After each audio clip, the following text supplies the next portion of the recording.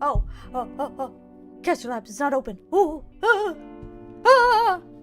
I need to open up my chat stuff. For my chat stuff. Oh, do you need to update? I might need to update, so we might not have chat today. Unless, did I get rid of the other chat one?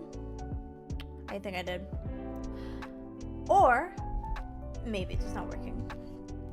Ah! Nothing on the starship ever works! But hello, Estrellitas. Oh my god, is that the Star Traveler VT, aka Starry, the small time space traveler? The big time space traveler to you. No, I'm kidding. Yes, it is me! I am back from my vacation. I have returned from the far reaches of space where I went to visit a friend for their birthday. It was very fun. We did a lot of cool things. I kicked ass at claw machines and I spent too much money on them. But it was worth it because I got a small Iris keychain. Iris from Hololive. It's very cute. I shared it on Twitter. God, I know my websites. I shared it on Twitter and I shared it on Blue Sky, but I will share it here as well if I can find it again. Let's see. Where is my picture? Actually, it would be under media, wouldn't it? Huh.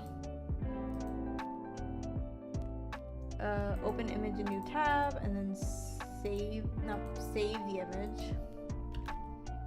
Sure, you can save as a JPEG as a treat, even though JPEGs are not my favorite. And then I'm gonna put this. We'll see how big it is. Yo. Alright. Look at that catch. I got all of these all by myself. No help.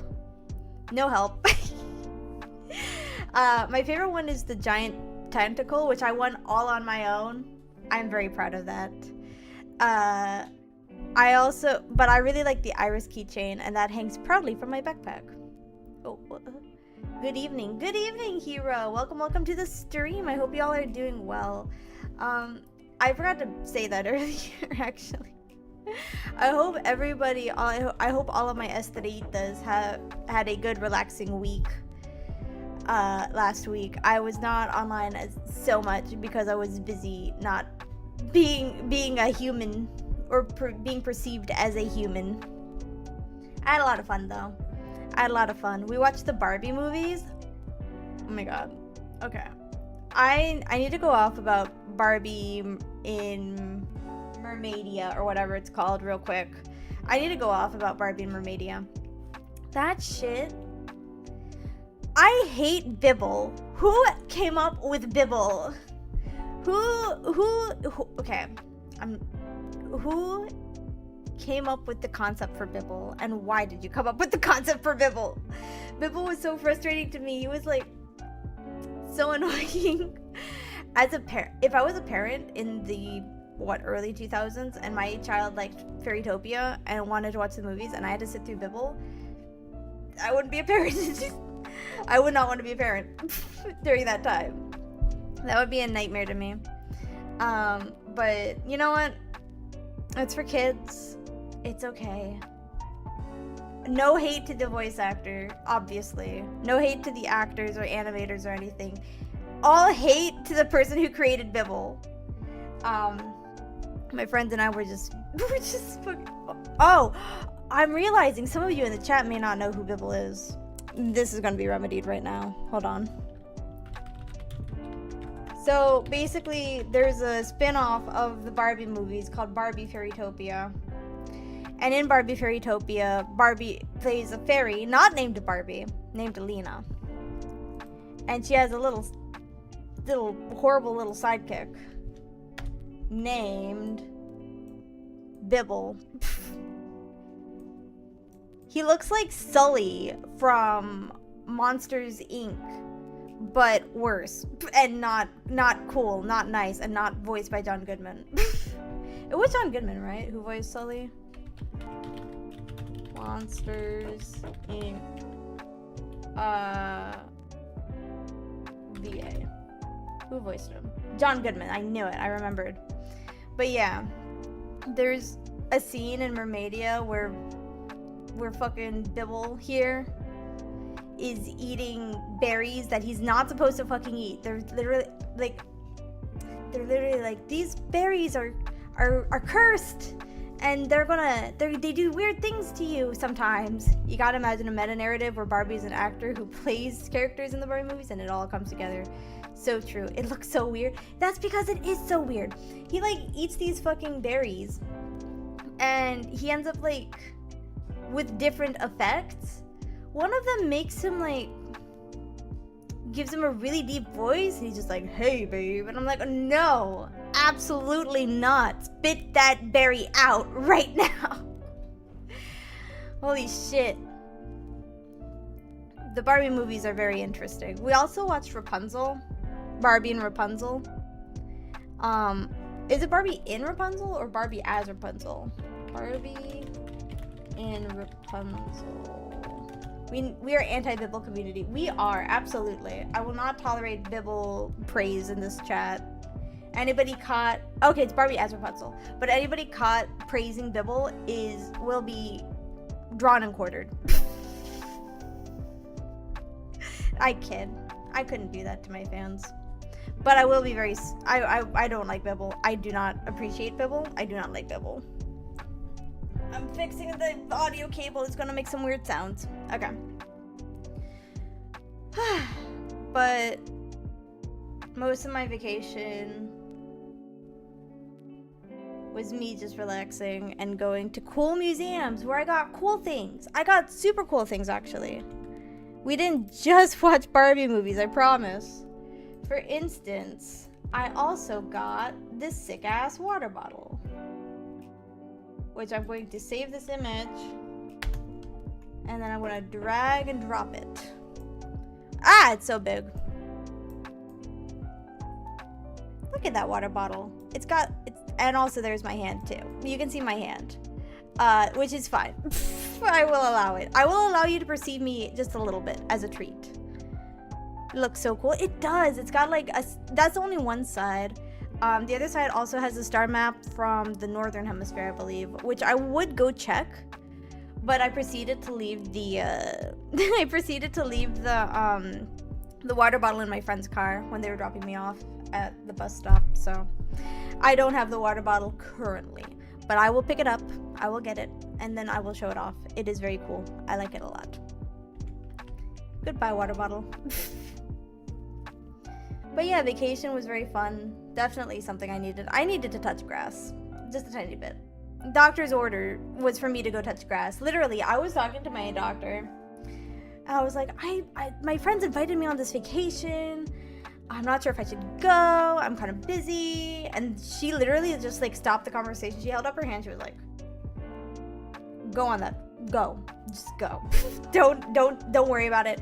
Just go and have fun with your friends. I was like, okay. And I did. I had a lot of fun with my friends, and it was great, and we had good food. Oh, I should talk about this. We went to a revolving sushi bar, and if you guys don't know what that is, it's basically a sushi bar that revolves.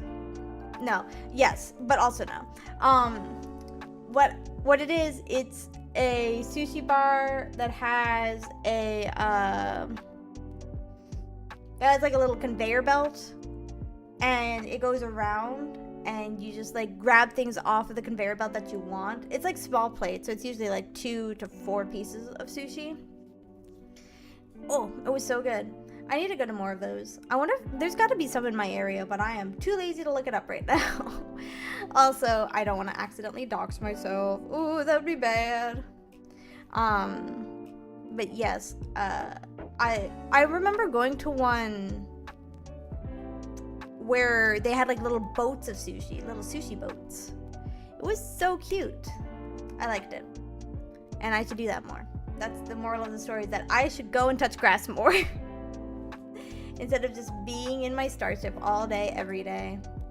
I am a traveler. I am meant to travel. I am a star traveler, if you will. I should travel more. But when I got back home yesterday, I had to get up at 5:30 in the morning to catch a 6:30 or so bus. And then I got home and I was like, sleepy time, and I slept for a day and a half. Whoopsies. I don't know why I did that, honestly. I woke up for snack breaks, obviously, like snack breaks and stuff, as one does. But for the most part, I slept from like, why is my thing not scrolling? That's so weird. We love to eat. We do love eat. We love eating. I slept from maybe 10:30 to 12, and then maybe like 1:30 to 7. No, yeah, 7, and then 7:30 to 8. 7:30, 8 o'clock to like 12 a.m. And then I hopped in a call with some friends because I like doing that. And I stayed in until maybe around 3 a.m. I think that was the longest time I stayed awake. And then I went back to sleep until 3 p.m. today. I needed my eep. I really did. I guess I was just catching up or something. Or, worse option here, mayhaps I am becoming sick. I really hope I am not. I really hope I'm not getting sick. But we'll see. We'll see. We'll figure it out. We'll find out. I do actually have a question for you guys, and it's kind of unrelated to my vacation. I'm doing another short film, this time for my final for my film class. And I have a question. Alright. How do I describe this? I have two ideas. One of them which I like more, but I think would be harder to do. The other one is easier to do, for sure. But it's also just not something... Oh, yeah. Squirrel! Ah! 7 months, 7 months, 7th month. 7 stars. 7. I don't know how to finish this riddle. Don't worry, Scarl. I appreciate the riddle either way. 7 months, 7 stars, 7. No, I can't say that. I believe you will find a way to finish the riddle someday, but I appreciate you being subbed for a whole 7 months. That is crazy. That is quite crazy, and I appreciate it so much from the bottom of my heart, from my heart of hearts. Thank you. Thanks to everybody who subs. Thanks to Trie, thanks to Scarl, thanks to everybody who has subscribed to my silly little Twitch channel. I appreciate it. Also, if you're wondering why chat's not working, I don't know why. It's checking for updates, and then it downloads the installer, and then it just crashes, which is so weird, so silly goofy. Speaking of,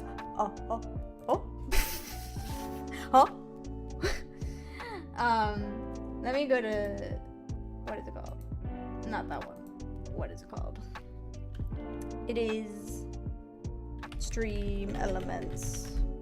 We're gonna use the Stream Elements today, which is not my favorite, but it works. No, it failed! Wait. Chat's not working because sometimes life is complicated. Chat's not working because I think chat hates me. I think the chat function on stream hates me. Let's see. Chat for gaming. Yo! Hero, thank you so much for joining the Starship. Also, thank you for the hype trade. Ah! Whoa, whoa, whoa, whoa, whoa. Oh, whoa, whoa, whoa, whoa, whoa. Let me see. Hype train, choo choo! All aboard the, what is it? I think Starlight Express is copyrighted, unfortunately, but imagine if it wasn't. Is this one? Yeah. I'm trying to, okay, yeah. So I'm gonna copy this overlay. Starlight Express sounds so dope. It does, but I think it's an actual like musical that was on Broadway at one point with like roller skates or something. I don't remember. I forgot. Yeah, you can be called browser. Ah, no. 1920 by 1080.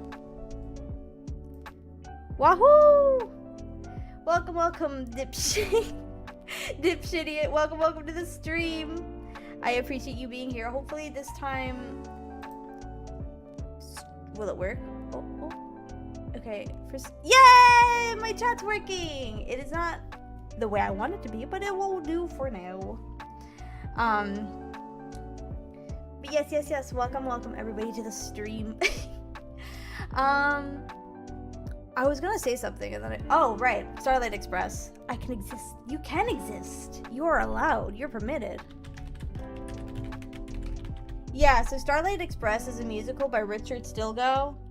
It's from 1984. It's Thomas the Tank Engine meets the story from the original Super Smash Bros. Meets roller derbies. Like roller skating derbies. If that makes sense, which it probably doesn't. But I am willing to educate here for those of you who are curious. Okay. It's about... Let me just look up. I have it pulled up. It is unfortunately copyrighted. We cannot call the hype train the Starlight Express. So sad. But we can talk about Starlight Express, which was... It tells the story of a young but obsolete steam engine, Rusty, who races in a championship against modern locomotives of diesel and electric engines in the hopes of impressing a first-class observation car named Pearl. Famously, the actors perform on roller skates. The stream we're starring Mad Libs is musical to see if we believe them.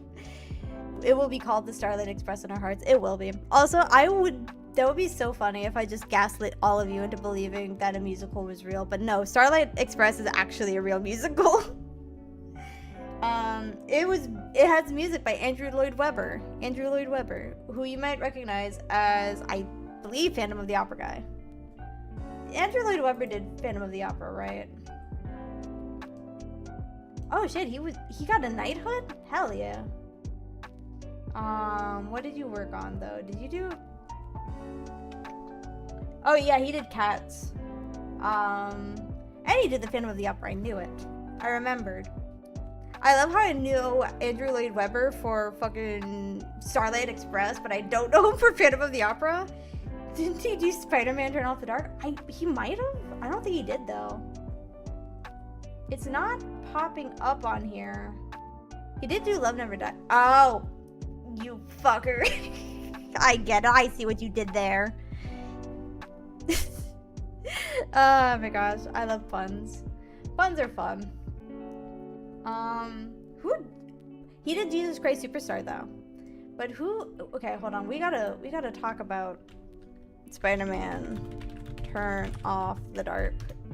One of the most dangerous fucking musicals ever made, but with music by Bono. It was a travesty. It was... I've never seen it, so I can't say if it was good or bad or not.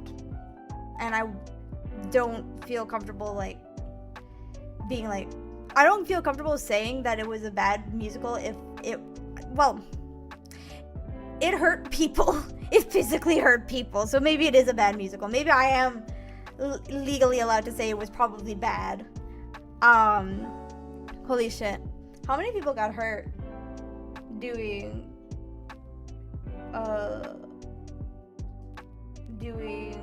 Spider-Man Turn Off the Dark?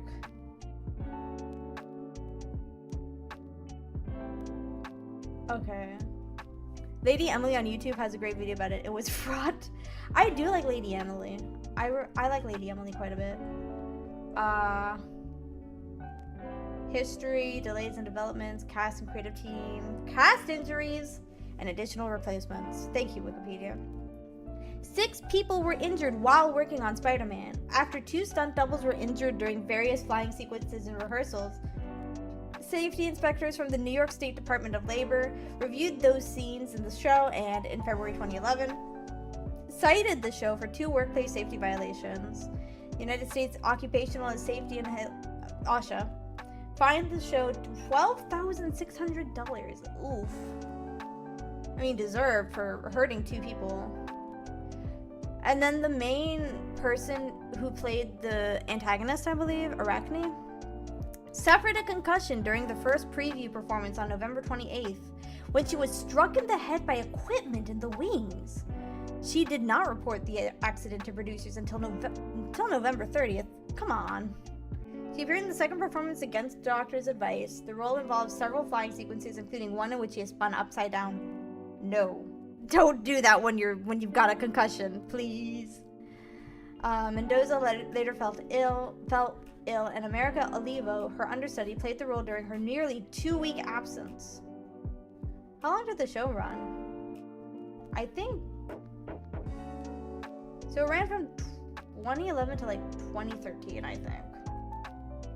And then never again. Nobody ever touched it again. It was a huge financial flop. I know that for sure. Oh my god. Hold on. Where does this start? Following the preview of December 20th, 2010, when Spider-Man stunt performer Chris Tierney was injured and hospitalized, Mendoza suspended her performance, Olivo again filling in for her. On December 30th, she announced her permanent withdrawal from the show. She was replaced by TV Carpio. Okay, cool.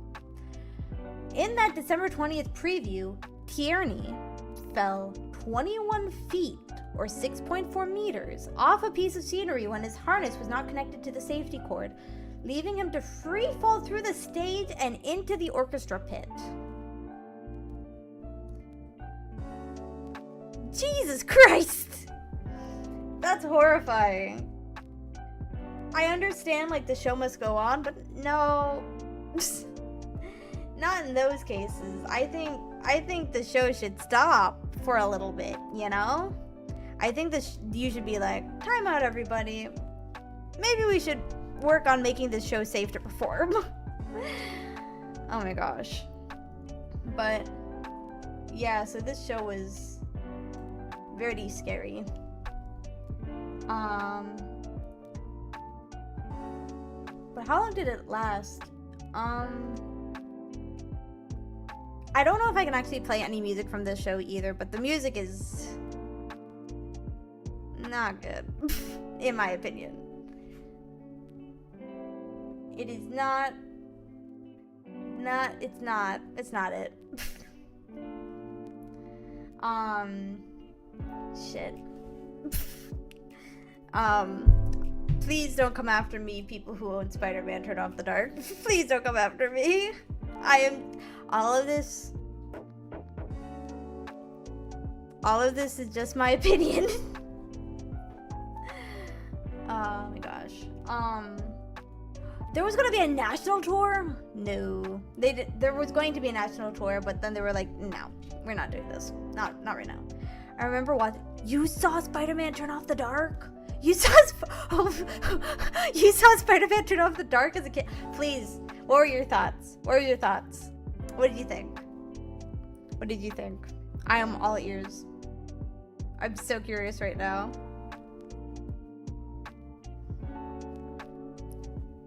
I need to drink some water so I can do a spit tape.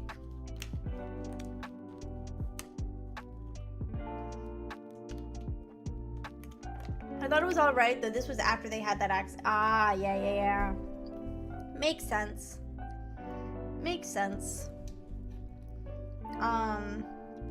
Yeah, for those of you planning on going into directing and theatrics and stuff like that, and theater and acting and all that, please be careful with your actors. They deserve... So they had to halt the play for like 15 minutes to make sure the guy was strapped in. You know what? Not a great look for the play, but also better than taking chances. Better than taking another risk with that shit. Cause if I was an actor on like, if I was an actor in a play like that, I would not be an actor on a play like that after an accident like that, personally. But I liked when Spider-Man and Green Goblin were chasing each other above me. That was cool. That does sound really cool. Like the whole flying over the stage and shit. That sounds really cool. Or swinging above like the audience. That sounds really cool. Honestly, I would like that. I think that'd be cool. But it's also like, my nose is so itchy. But it's also like, just, I don't know. It's really, you gotta be careful with things like that. You gotta really make sure that everything is safe and cool and working up to date. What do you think the worst superhero musical could be? Like, if you had to choose the worst superhero to make a musical out of, which one would it be? And why would it be Aquaman? Well, I don't know superheroes too well, honestly. Like, I don't know much about Aquaman. Hulk? Oh my god, can you imagine a Hulk musical? It would just, I don't even know what that would be like. It would not be good though. What other ones are there? I feel like Daredevil versus Stilt Man Blind Guy versus a Dude on Stilts, the musical. Oh my gosh. I do know Daredevil. I know a little bit about Daredevil. I know that he's a lawyer and that he fights crime and he's blind. But like, that's honestly about it.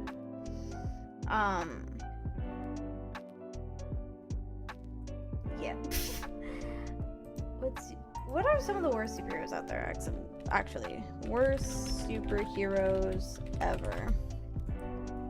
Who is the worst superhero ever and why? Let's check Reddit.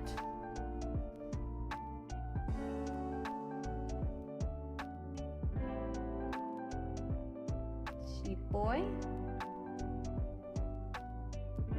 Oh, somebody's fucking saying Superman is the worst superhero in the world. That's shots fired. Punisher musical would be awful. It would be mostly gunshot sounds. Toddy Oddy, welcome to the stream. I hope you're doing well. Story stumbles onto a Reddit thread from 10 years ago. Is it from 10 years ago? Actually, it's from 3 years ago. So, there. Somebody wrote a whole fucking essay in this Reddit thread about why Batman's the worst superhero.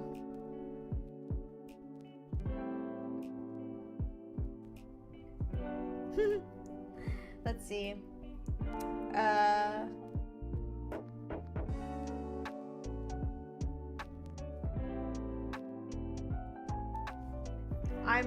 I'm not gonna read this whole thing out loud, but I'm also not gonna say whether I agree or disagree with it because I don't know this Batman lore. Superhero fans' greatest enemy, superhero fans. Oh my god. Like, oh my god, why is my nose so itchy? It's like so weird. Like, I don't know. But like, it's so interesting, I guess. To see, like, I understand when people are passionate about something. Obviously, as someone who is passionate about things, I understand. But I don't understand the concept of like hate watching or like rage watching or whatever. The worst hero is Spider-Man from the MCU because he has no freaking powers. It's just his Stark made suit. I don't know. That might... The Marvel Cinematic Universe. I haven't seen it. I love superhero media, which means I never look it up online. I love cartoons, which means I never look them up online. I didn't start, actually, but I watched the Owl House. Owl House, goated show. So good. So fucking good. But, like, ouch. I love the Owl House. It is one of my favorite shows. And I do interact with the fandom some, but I do not interact with them. I don't interact with most fandoms anymore, honestly. Or at least not most fandom content. Just because I get so nervous around. I get nervous. I do like interacting with like fan art though. Fan art is so cool. Fan art good. Fan art very good. What else? I like Steven Universe. Steven Universe is such a good show. And I feel like the fandom, and especially like the people who hate the show for that one, I don't even want to say her name, for that one video, I hope you guys know which one I'm talking about. Like, ugh, it pisses me off. It pisses me off. You're allowed to not like a show, obviously. You're allowed to not like things. But if you're not gonna like something, like, you at least have, like, a somewhat valid reason for it. And don't just, like, go off of somebody on the internet who has not seen the thing. And to be fair, I'm kind of guilty of this too. I'm guilty of, like, seeing a video and being like, oh, this thing bad, you know. But it's also something that I'm definitely working on. I think you should give things a chance before saying whether they are good or bad. Although sometimes you can tell by the trailers. I saw all of the... I have unfortunately been forced to watch... Did I see all of the Cool Cat stuff? I don't know if you guys know what Cool Cat is. I hope you don't. But Cool Cat is a... How do I explain this fucking monstrosity?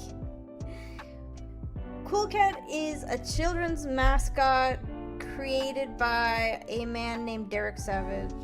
And the thing is that Derek Savage is kind of full of himself. And I'm only aware of Cool Cat because of you mentioning it. Oh, an honor, honestly. Hold on, let me pull up a picture of Cool Cat so you can... Actually, hold on, wait. That picture was really good. Okay. I'm going to give you an image, and this will basically explain what Cool Cat is. Okay, are you ready? Too bad. Here it comes. So that's Cool Cat. This is an official Cool Cat thing, by the way. I don't want to call it a movie, because it's not. I mean, it is. But it is...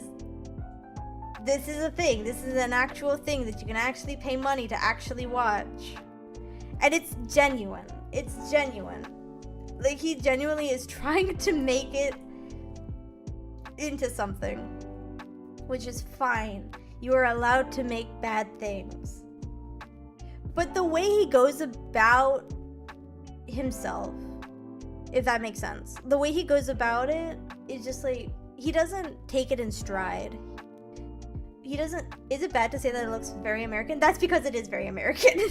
It is a very American production. I think he filmed this somewhere in LA, maybe? Or I remember he did a movie in Nevada called Women's Self-Defense or something like that, or Self-Defense for Women. Where, fun fact, he almost killed a person by accident, but... Wait, was that... Hold on. Actually, before I say that, hold on. Derek Savage self-defense movie accident.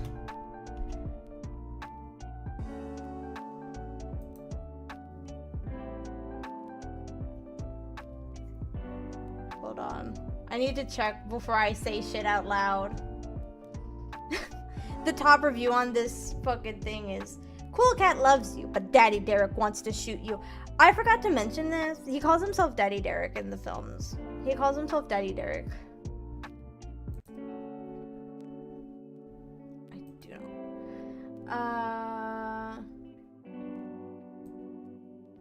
Let's see. He was just very unstable. Hank, well, if it ain't the beautiful star, how's it going? It is going well, my dearest Hank. How are you? I hope you are doing well. We are talking about shippy movies. Shitty movies.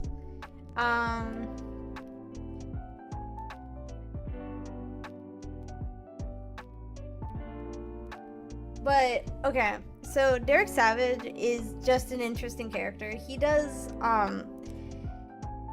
he is not good at movies. Which is, again, it's fine. You do not have to be... Was doing till I walked in, but now I'm doing... Aw, I'm glad to hear that. Derek Savage is not good at movies, which is okay. You are allowed to not be good at movies. You're allowed to find your footing, right? But also just like, I don't think he's passionate about it anymore. It just doesn't feel like he's passionate about it. I feel like he's more so, he's not even doing it for the money, he's doing it for the validation. And I don't quite agree with that. But that might just be me. We have spent 45 minutes talking about movies and musicals and other things. Oh my, and vacations. I did promise we would get to Pendog. I did promise we would do that. And this time I have a cheat sheet of things that we can look at. Spooky things that we can look at. Let me pull it up. Because last time I kind of went around like all not really knowing what I was doing. So let's see. Where did I go? Hold on. Oh. Let's get into gaming. Welcome back to the Creative Library, everybody. I'm gonna play some funky music and hopefully it'll pick up. Nope. There we go. Perfect. We're back on the Pendog grind because I like Pendog and I think it is very neat. Let's see. We're gonna go through this document that I have here real quick. Notable characters. So the first character on this list that I have to go through is Slishy Slasher. And if you remember Slishy Slasher, I don't know what pronouns the Slishy Slasher actually uses, but Slishy Slasher is a manifestation of BPD, borderline personality disorder, and like struggling with mental health. And honestly, it's just a very interesting character. I very much like them. And apparently, let me see something real quick.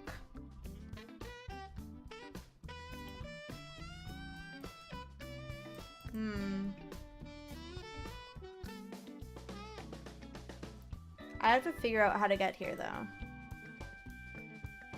Creative Archives.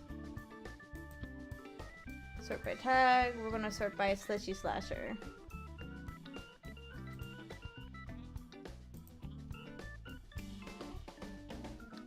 Alright. Here we go. Content warning, everybody, for gore and scary stuff, by the way. Ooh. A drawing depicting a woman wearing a polka-dotted skirt and a long-brimmed hat, her long jointed arms outstretched to direct suit-wearing arms carrying straight razors, which tear apart puppets obscured by bloody cartoon hearts. She babbles gibberish. Not the puppets! Hold on. There is something up here that we can see but kind of can't.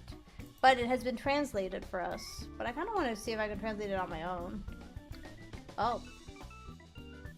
Clouded Judgment. A drawing. Oh. Some of Jane Prell's earliest works. Hold on. Let me turn this down. Some of Jane Prell's earliest work of the Slishy Slasher, the second image being a compiled page of digital doodles. As you can see here, these works are intensely violent. The Slishy Slasher depicted with barbaric intentions towards her victims and truly earning her name. These pictures are notable for the variations in how she is depicted character design-wise. This was the moment Jane started experimenting with art styles other than classic rubber hose, leading into UPA. It's here we can get the barest hints of the character's personality as well. Are these depictions of how Jane felt towards those around her? Signs of... Oops, come on, go down. Signs of a darker nature? Well, no.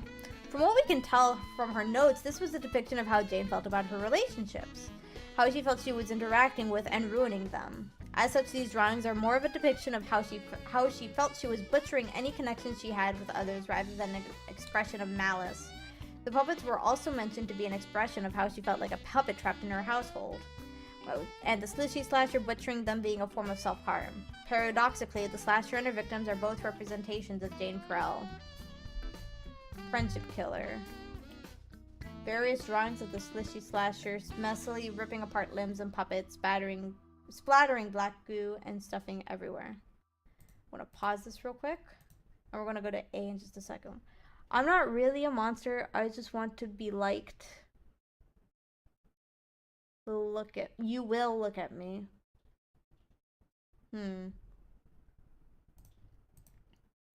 So this has been translated up here, and I can't quite see it well enough to translate it myself, so I'm just going to read how it's translated in the document.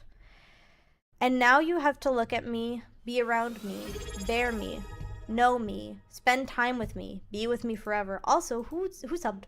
Oh, somebody's read the story, but I can't see who it was. Doc Scalawag, thank you so much for subbing. Oh my gosh, thank you so much for the subscription with the Prime. I appreciate you immensely. I hope you are having a great day or night, and I hope you have a wonderful time on the Starship. I need to figure out why that was so... Where's my alerts? Why is it off the page? That is so weird. Everything is off the page. Holy shit. What is this? All alerts should be... we'll fix it later. We'll fix it later. It'll be fine. But let's go to this little area right here. Clouded judgment. To see the truth, you must desaturate your mind, then focus on a black point that lays so deep inside. Take what brightness is in your heart and turn it down to low. Contrast your thoughts against the mark, and finally you will know. Invitations.pdf. Invitation. In the definition of an invitation, something is being welcomed and allowed into a location or an association with the person extending the hand of welcome in. And in such, we must consider the consequences of allowing something into your life, home, business, and community. As seen with myself as an example, allowing someone even an inch into your life can have results similar to that of a nuclear bomb, hurting and irradiating everyone in my path. And with this in mind, I must ask what happens when you let individuals into your community for the sake of hearing all sides and perspectives. Is every perspective really as needed and valuable as the other? I do not know but when this occurs, I believe you risk introducing a pathogen to your community, especially the most vulnerable amongst them. Similar to ditching a mask around your immunocompromised friends, allowing anyone to settle in your spaces and groups can introduce them to people and things that want to hurt them. Is this your homework or something? No, it is just really cool. It is how do I describe it? It's an ARG about a creative, like an animation archive from that documents and archives animations that have been lost to time, and some of them are a bit weirder than others. This one is the Slishy Slasher, which, silly name, but was created by a severely mentally ill woman who is now missing. So I'm wondering if we'll actually figure out anything about what happened to Jane Prell, or like what'll happen with her. So my favorite is, I'll show you my favorite real quick, actually. Hold on. Where is my favorite? Sort by tag. Dorothy Doo! Dorothy Doo is my favorite. I love Dorothy Doo. They are a puppet. No relation to, no reason for my bias in that they are a puppet. They're a puppet show from the 50s about a sailor named Dorothy Doo, or Dorothy Doogood, and their exploration of a post-apocalyptic world. And I think that's neat. Anyway. And with this in mind, I must ask what happens when you let individuals into your community for the sake of hearing all sides and perspectives. Is every perspective really as needed and valuable as the other? I do not know. Hold on, let me close this. I do not know. But when this occurs, I believe you risk introducing a pathogen to your community, especially the most vulnerable amongst them. Similar to ditching a mask around your immunocompromised friends, allowing anyone to settle in your spaces and groups can introduce them to people and things that want to hurt them.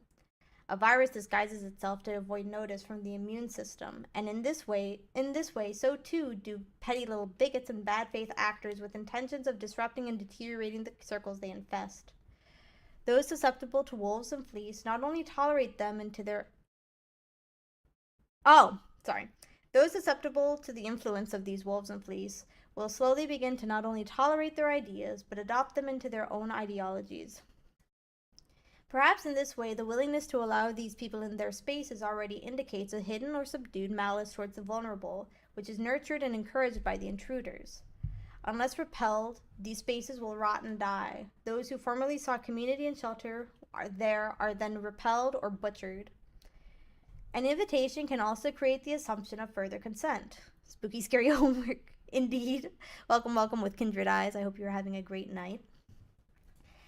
An invitation can also create the assumption of further consent, in which someone goes further into your home or life than the invite gifted actually intended. In some cases, the thing being welcomed in might not intend to create harm, yet nevertheless harm is done as they, without resistance, overtake their host's priorities, social circles, identity, and independence. The invitation might be taken with malicious intent from one who receives it during a time of duress, and in this way, a small olive branch might become a tangled, thorny vine which chokes and constricts the one offering it. I'm going to go eat in the Starship's dormitory. Hope the travel will go well. Thank you so much for joining us, Hero. I hope you have a great rest of your night. Get some sleep, get some rest, and don't sleep for a day and a half like I did. I'll see you soon. The invite might also be invented by the receiver in the first place, stepping into one's life as mentioned above, this has dire outcomes for all involved. An invitation can often be revoked physically. A guest can become a trespasser and be ejected from a house. A mutual turned aggressor can be blocked and removed from your online experience. However, in some cases, the invitation is so far from the present that a degree of power and dependence on the receiver has a degree. However, in some cases, the invitation is so far from the present that a degree of power and dependence on the receiver has grown to the point revoking the invitation has all the effects of telling the sun to go away. The receiver in their own way might become the sun of the inviter's world, drawing in friends and neighbors, planets,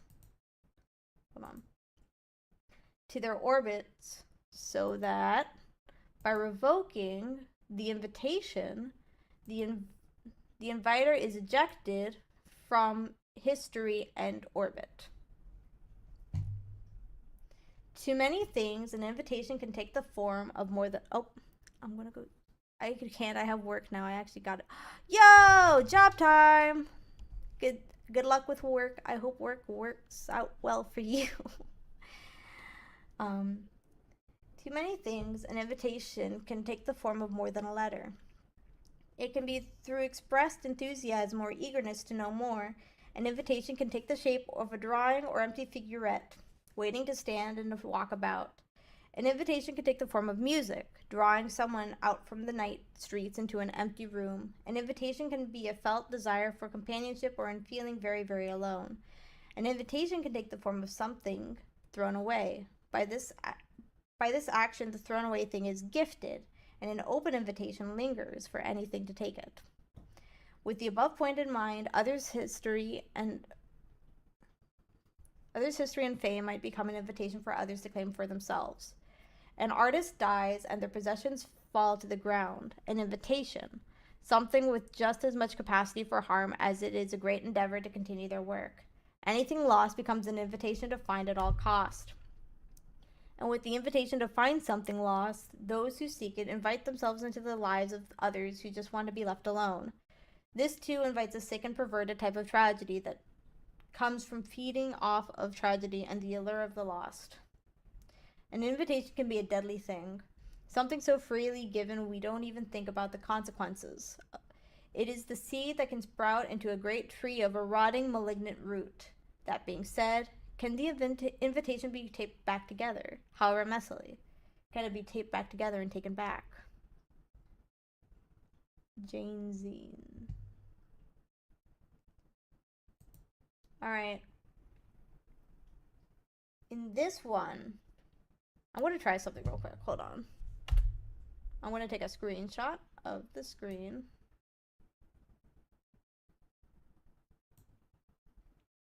I've taken a screenshot. I'm going to see if the truth must desaturate your mind.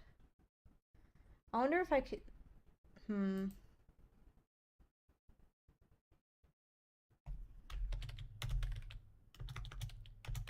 Ah, come on. Can I spell Photoshop, please? Thank you. We're gonna open up Photoshop real quick, and I'm gonna try and do this. Let me give this a chance. Hold on. Well, I'll put the music back on real quick. Whoops. Oh.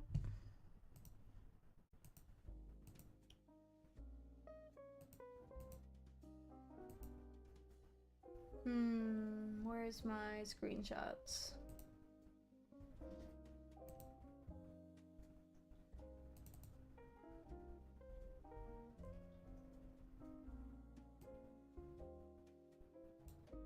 Alright.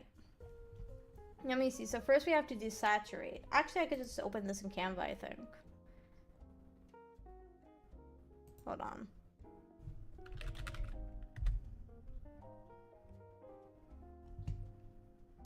Let me see. You guys... Oh. Hold on. I need to hide my screen real quick.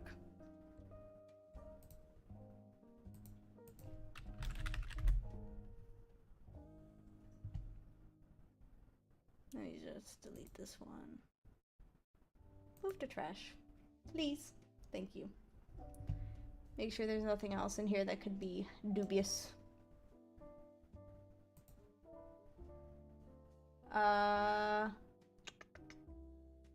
Social media. Custom. No, I just want to upload something.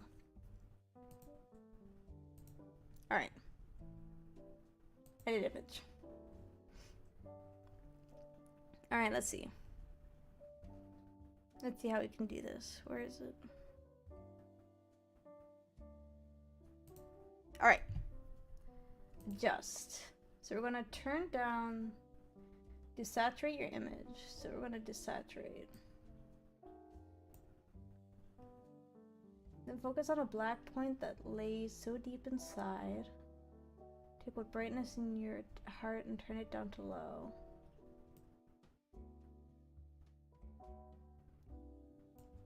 Contrast your thoughts against the mark and finally you will know. Yo, I knew it! I fucking knew it! There's words here. Vibrance? Can I? Okay, hold on. There we go. Okay, adjusted it a bit more, but let's see. There's more code here. It looks like wingdings. Let me hide the screen again.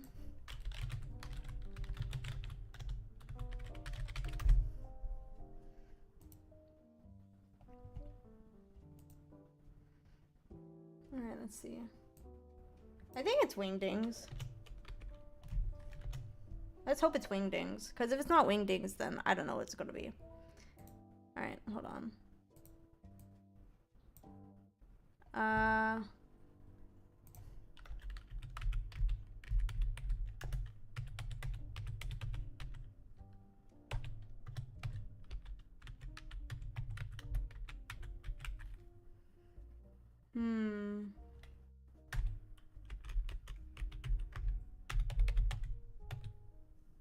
Okay, so it's not wingdings, decidedly.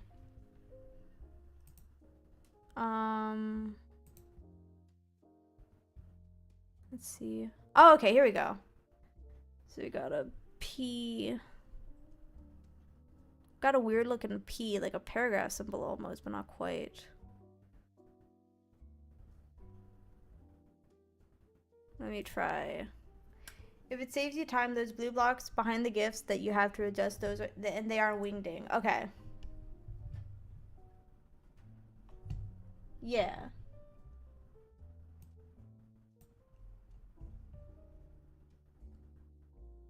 Looks like a feather. Okay, so it is in wingdings. Ah, shit, I forgot to dismiss the ad.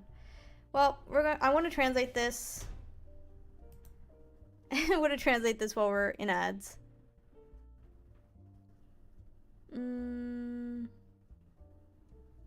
Let's see.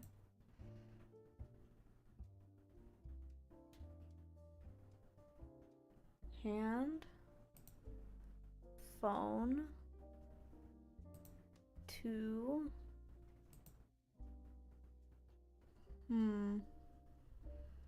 I'll actually share the screen I'm working with.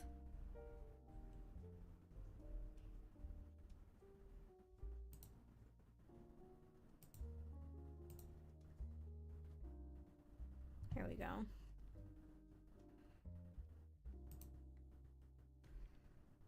Pretty little, kind of looks like that, but no. No.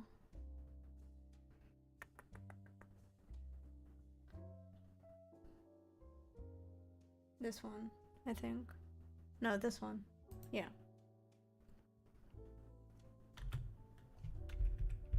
Okay, and then it's a 10. Wait, 10.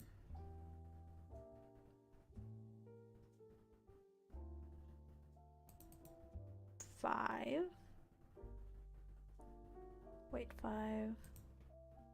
Space. 3. Black 3.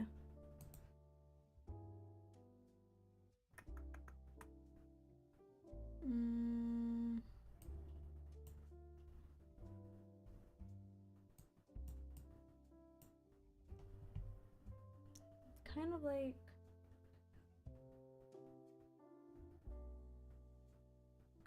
of like this one. And then I got a big swoop. Oops. 0, 10. 6, 5.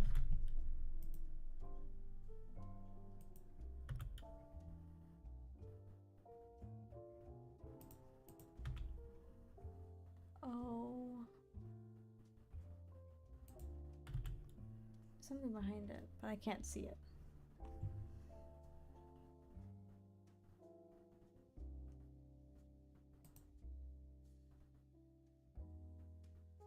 Okay, I can't really. Let's see. I love these kinds of code things. 3. Swish, swish.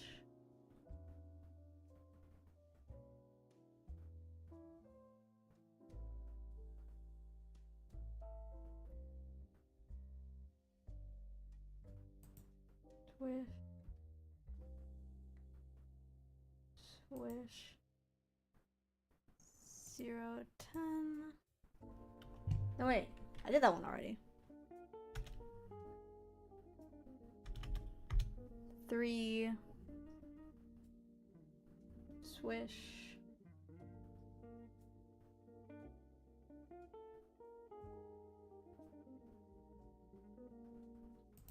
5. Paperwork. Nothing on that side. Alright. Hand pointing right. 5. Swish. This is the most riveting part of the stream, I'm sure. Now it looks like a 5 to me, a black 5. And another thing, but I'll take a look at it in a second. 4. Wait for. Up swish. 2. This one, I believe. No. This one. 10. 4.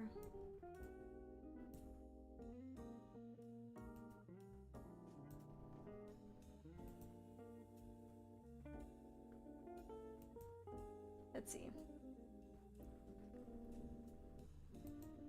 We got a white 4.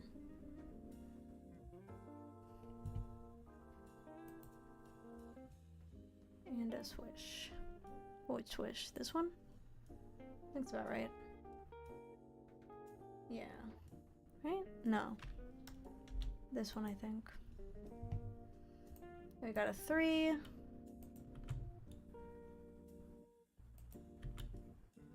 One. Black 1.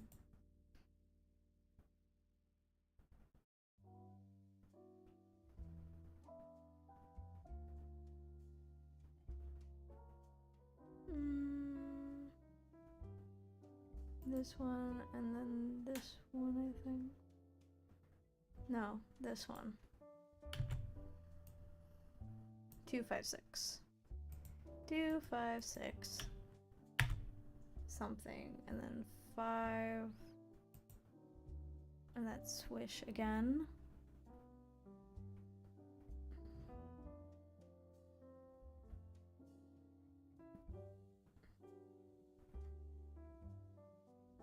Black swish. Like this? No. Like this. Pointing downward, phone 4.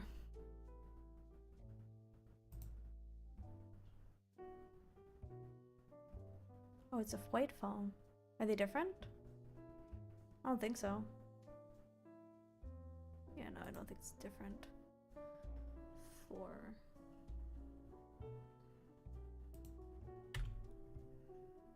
Let's see what we got so far. Ooh, that doesn't look right.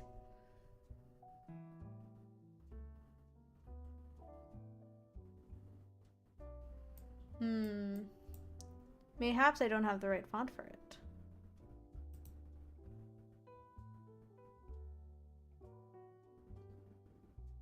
Interesting. Let's try using this 2 font. Oh, there's a white phone here. What does this mean? Probably not. Let's try this one. Hold on. Just as a test. Black hand down. White phone. 2. Oops. 2. Swish. This one, I think. Oh!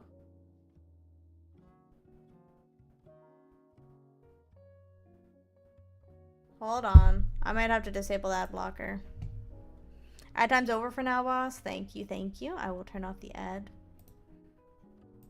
time. Let's see, hold on. Let me try turning off ad blocker.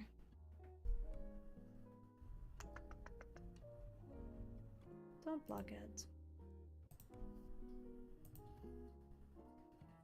Alright, so it's hand pointing down. Get out of here, ad. You're not welcome. Phone. 2. Swish.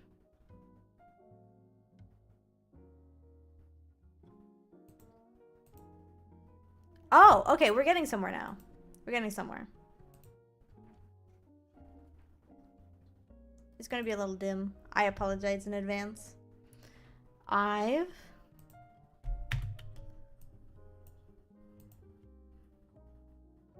10. Swish, swish.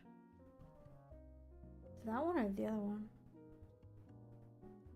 It's this one. Swish, swish. 5. 3, swish. I'm not able to look at chat right now, unfortunately. But trust me, I know that y'all are there. Bam. This one? No. This one? No. This one? Yes. 0. Without the ones like you working tirelessly to keep things running. What the fuck? Who's what the? Oh, oh, oh! It's an ad. No. Okay.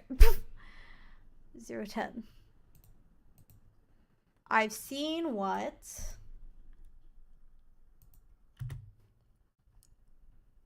Six 5. What's on? Oh. Looks like a swirl. No, can't be that one.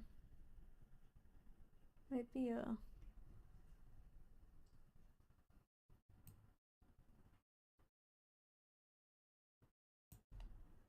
I wonder if I can mess with this in any way. Like if I can actually like...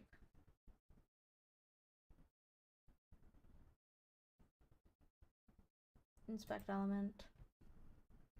Somehow. No, I don't think I can. Or at least I don't know how to do that. So, we're stuck. Rangers here for you. I want to mute the ad real quick. And then, once the ad's done.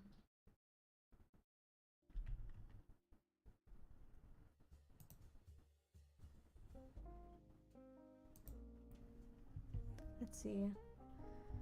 3.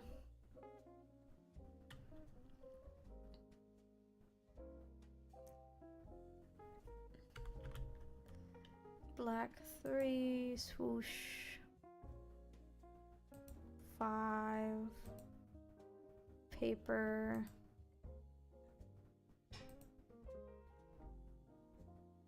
It has to be it. On its way.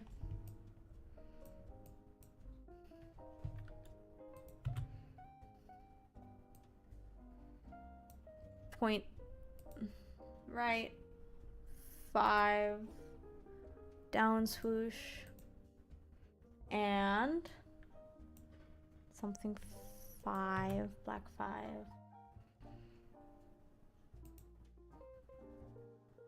Maybe that's a 6.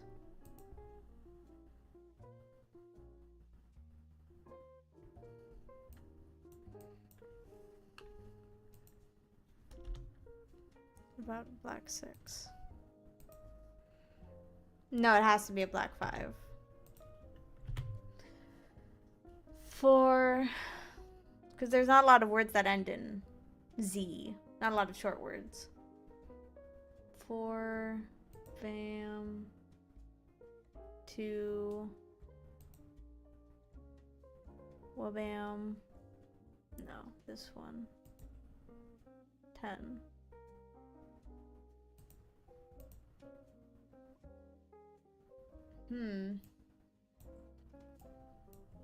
Maybe it's a T. Maybe some sort of T. Could be an 8.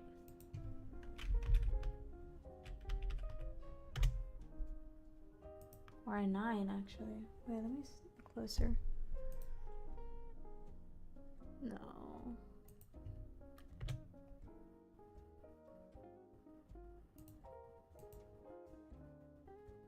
Whatever. I'm going to assume the word it makes, or the word is it. 4.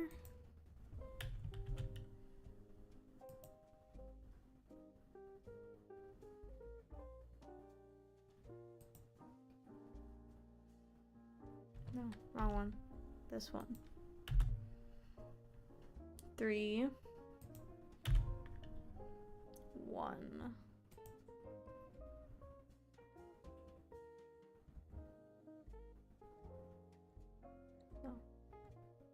This one, and this one.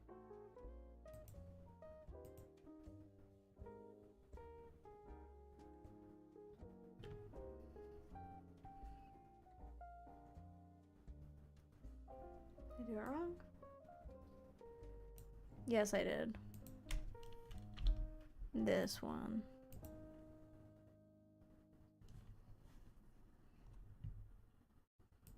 Ugh. 2 5 6.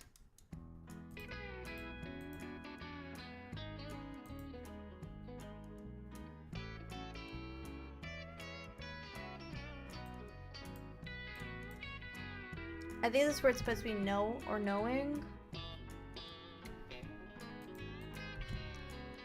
5.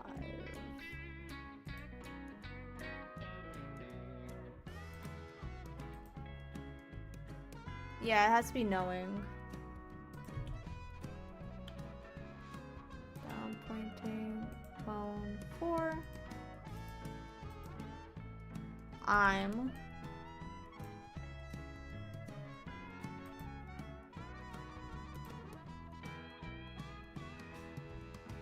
There's something behind there, but I can't see it.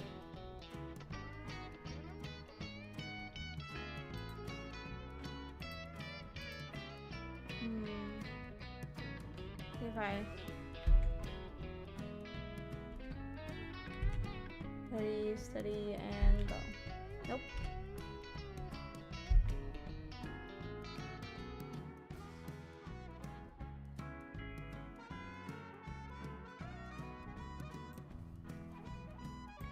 Alright. Save.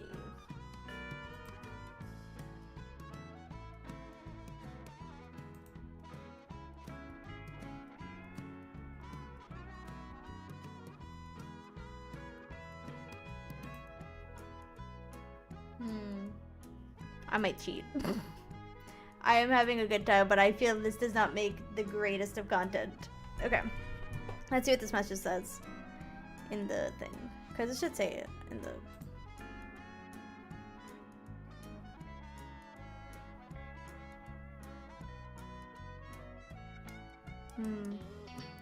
Simply called A. This can be found by highlighting the bottom of the concepts page. Also called Clouded Judgment in the page's header.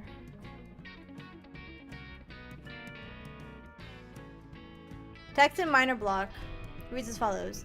Don't you pity me? All you ever wanted to do was sabotage me, and now you get to have my friends and get away scot-free. It's not my fault. It can't be my fault. I'm the victim here. You all are just too self-centered to see. Text in major block. Translated by Diamond or the Witch. I've seen what's on its way, and it makes me laugh, knowing I'm going to see everything you've built derail, and you get to see what I've gone through. Let's see. And apparently if we scroll to the bottom of the page... Oh. I'm not on the right page yet. Wingding's font translator? No. Clouded Judgment. I didn't know you could scroll on this page.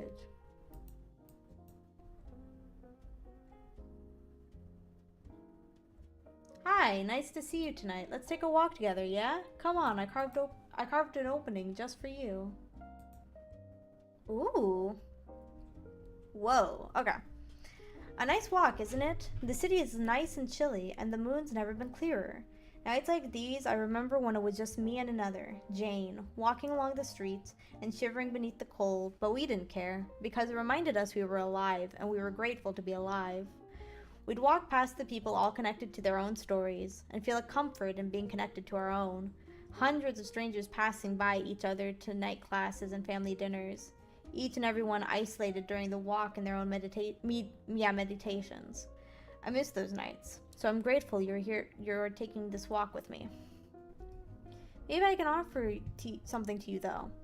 I've seen you around, poking your nose into badgers' dens and flailing about confused when your hand comes out bitten. Not judging, not judging. Jane was the same way. With people, she'd convinced herself she was fine with loneliness. But when someone she thought was cool showed interest in her work, she felt those cold waters turn to gasoline, and the gasoline clouded her mind. Relationships are intoxicating, but unavoidable, and it was only a matter of time before she opened herself back up, stuck her hand into the unknown to grasp the hand of another. Would you like something else to scratch at? Sure. It was nice. Really, nice at first. But I wanted more, and she wanted to keep things the same. Both of us feared the ulterior, the possibility of a deafening end. Some way or another, we did survive for a time in that space, trading back and forth pictures and drawings of dogs and fireflies. We had been alone so long, we thought we could do no harm, to have such an exhilarating comfort of someone we felt safe to talk to. Did we feel safe, though? Sometimes we didn't. Sometimes we felt that saying too much or not saying enough would kill the flower, and conversations became a tightrope of adjusting and fine-tuning the weight and volume of words. When we first got kicked to the curb, it took a while to raise her face to the sun again. When she did, she really did try at first to reflect on events. To go, oh, this is why it happened. It was my fault. But things quickly went downhill as the cycle of thoughts turned around and around inside her head. She began to feel angry. She began to feel afraid. The pressures of other things in her life crept into the narrative, making her feel as if they had been connecting all along, connected. Everyone knew everyone, and everyone was an enemy. Everyone was trying to take away her friends and her joy. Her mind would invent some reasons for her to be the victim in this horror movie.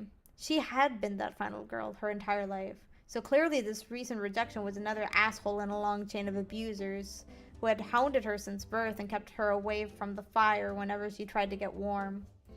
Her mind would play tricks on her, misremembering events and words, looking deeper into the use of words and finding that one word in a sentence was colder than the other. That the letter lacked the warmth of the rest. Everywhere she went, she was held at arm's length. Quickly, she learned that justice was a concrete meaning, and that to make someone unhappy was the first step to social exile. There were periods when she would feel better, when the light of accountability and self-reflection shone through the dark clouds. She would go, I understand. This is what I did wrong, and I don't hate them anymore. I understand why I'm no longer allowed around them. I'm going to move on and make new friends. She would fall asleep with her mind at ease, and wake up the next day full of rage and loathing, her mind switching to like a stoplight to projection, and once again blaming anyone but herself. I helped to pull the switch a little. It's just in my nature, and when someone hurts me, I don't forget, no matter who hurt who first. Separation was a violence to me. Reprimanding me was an act of assault. It was a draining thing to feel so completely angry and alone, and battle against your thoughts. With debt and homelessness creeping in, she began to lash out further, with my hand helping to guide the blade and reaffirm her belief that hate is a just act when it's someone who cut you off. Shows are on YouTube. Get Crunchyroll. Thank you. Thank you for that, Crunchyroll. Okay. Oh, wrong one. Wrong one. Where is it? There it is. It was a draining thing to feel so completely angry and alone in battle against your thoughts. With debt and homelessness creeping in, she began to lash out further with my hand. Okay. Eventually, she would withdraw, unwelcome from everywhere, an emotional felon barred from 50 sites and forums and alone in her small house with nothing but me in her head. So we're listening to the Slishy Slasher, I believe. Every day she would cry out, "This is so unfair! Somebody help me, please. I can't help myself out of this alone." But everyone knew to steer clear. To be unpleasant to others means to bear the consequences. To be allowed to fall into poverty, debt, homelessness, and gender-related violence was the greatest act of justice within a world of those who had to focus on more important topics like why it's counterculture to drink and drive, why should I have to wash my hands, and to wear a mask is violence, why it's radical to cheat on my partner. She grew angrier, she grew sadder. Eventually the land died and nothing grew at all. Shying away in her room, waiting for eviction day, days slipping out of her clenched fingers, she would ultimately create a theory of why she had been mistreated, and it was because of them. It was because of them, she thought, because she had only been trying to be nice and connect and protect her new friendships. But the others had been stupid and blunt and selfish and not bothered to check in on her situation or help her find safety or even learn how to find safety on her own. She theorized, and then knew as immediately as it had appeared in her thoughts, that this was true and that the reasons others disliked her was not for the fabled behavior of stalking and saying shit about them behind their backs, but because there was something different about her everyone else could see that made them compelled to enact cruelties upon her. And yes, they were cruelties. For how could anyone see someone who had suffered as much as she had up until now, and then decide to not answer her messages, or schedule, or make time for her? Messages on schedule. How could anyone be so cruel unless there were some secret other that craved to enact violence on her for her condition? And if they were a secret other, and the world accepted that other violence against her, violence defined as the act of separation and putting one's foot down, or saying, "Please leave me alone," then the world must be made up entirely of an other that was not secret and instead in plain view, and she was an aberration in the toolbox that had been used to construct a reality built on connections between people who could climb over each other to get to shake the hand of the person on top. I want to take a sip of water. Okay.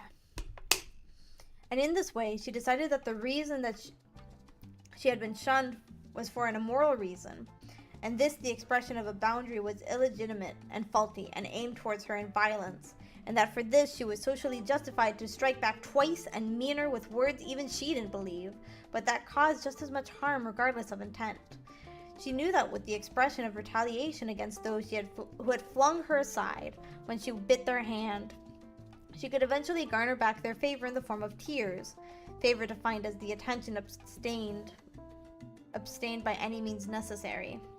And although the desire for attention could be labeled as detrimental to prosperity, Lunaria, oh my gosh, hello, welcome to the stream. Welcome raiders. I hope you guys are having a great night. Hi, hello, welcome. How are you? I hope your stream went well. We are currently in the Pendog archives. We had a small strimmy. Ooh, very, very nice. We love small strimmies. Hello, raiders. For those who are new here, my name is Star Traveler VT, better known as Starry. I am goody, so much words, oh my gosh. Very much many words, but I am enjoying myself. I will explain what we're doing in a second. First though, for raiders who are new here, my name is Star Traveler VT, better known as Starry. I am I'm a streamer. I do like everything that I want to do. I do whatever I want. I'm a variety streamer, I guess you could say. And right now, we are exploring something called the Pendog Creative Archive, or Pendog Creative Library, in which, I don't know how to describe it. Oh, it is a library or an archive for lost animation. Or not lost animation, it's for older animations from like the 1950s and such. And essentially we are exploring one of these lost animations right now. It is called the Slishy Slasher. It is not from the 1950s. It was created by a lonely woman named Jane Prell, who unfortunately suffered from BPD and is now considered missing. All of this is fictional, I will say. But yeah, feel free to stick around and chat. If you are sleepy and need to take a rest, I completely understand. In the meantime, I'm going to continue reading all of these words. Let's see. It's a little sad. It's getting a little sad, but we're going to make it through this together. Honestly, I feel really bad for Jane. And I'll explain why in a little bit. Was illegitimate and faulty and aimed towards her in violence, and that for this she was socially justified. Okay. And although the desire for attention could be labeled as detrimental to prosperity in the 21st century, it was nevertheless a stimulant important to the functioning body of a human animal that stood on two legs and held video conferences, but regardless was a beast that used to sit in the field and gathered to others for comfort and sympathy. So if the rejection of community from strangers she had not known the faces of meant that she was marked with the mark of problem, and this could not be allowed in the sacred garden of communication with the people you want to garden with, then the mark must be just, but not in all levels, but in a form that went so high before stopping at the precipice of morality. So thus only could this mark be just within a system that could be marked against for its many failures, and thus all the people in it too must be unjust and licking their lips at the thought of dining on her and hurting her just the same way her mother and peers had preyed upon her. And this, she decided, meant any action or discomfort or separation taken towards her must be unjust in intent, from demons wearing the faces of people who she had trusted and had put all her effort and morality into and leaned on like a crutch until they buckled under the weight. And if such was the case, then all of them must be representative and tools of an active system those remind me of the game Faith. It does look a little Faith-like. Yeah, the colors especially. Turned away for 1 second. What happened to the background? Let's see. How does the story end, though? I don't feel comfortable around you. Please leave me be. There could be no other reason. There couldn't be. She lived in a world of justice, and if justice was to be believed, then for the failure of every relationship, a case must be formed to determine who is good and who is at fault.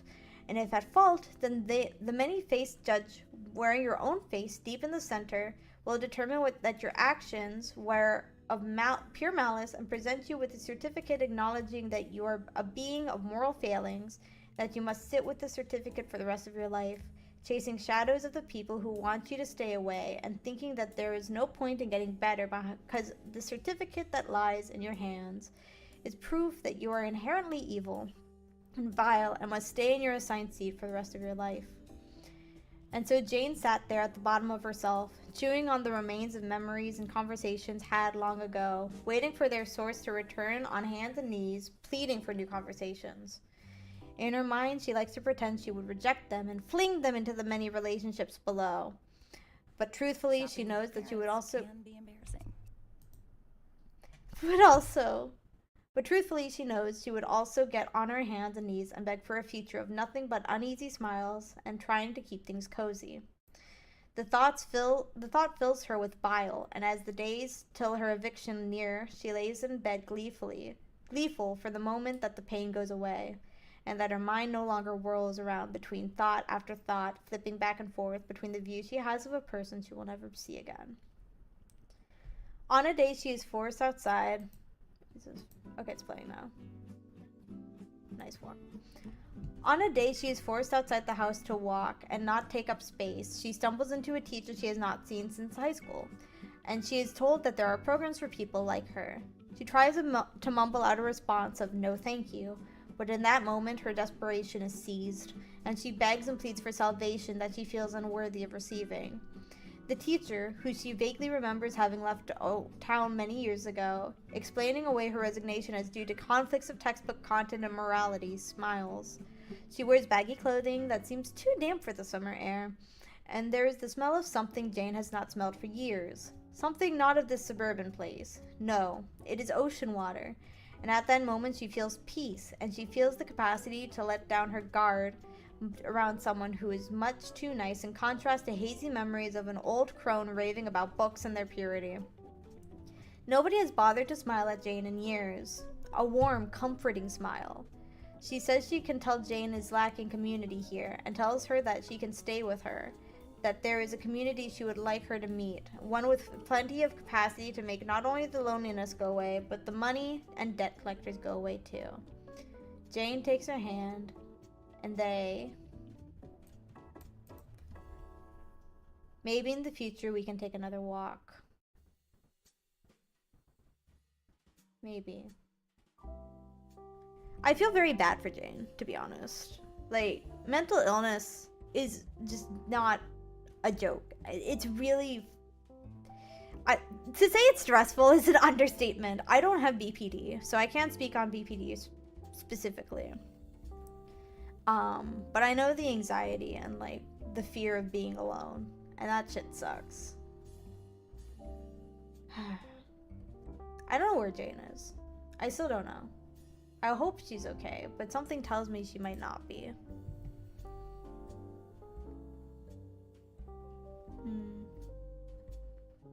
Okay, the next stop on our journey. Why be alone when you can be with Looney? That is very true. Why be alone when I can be with you?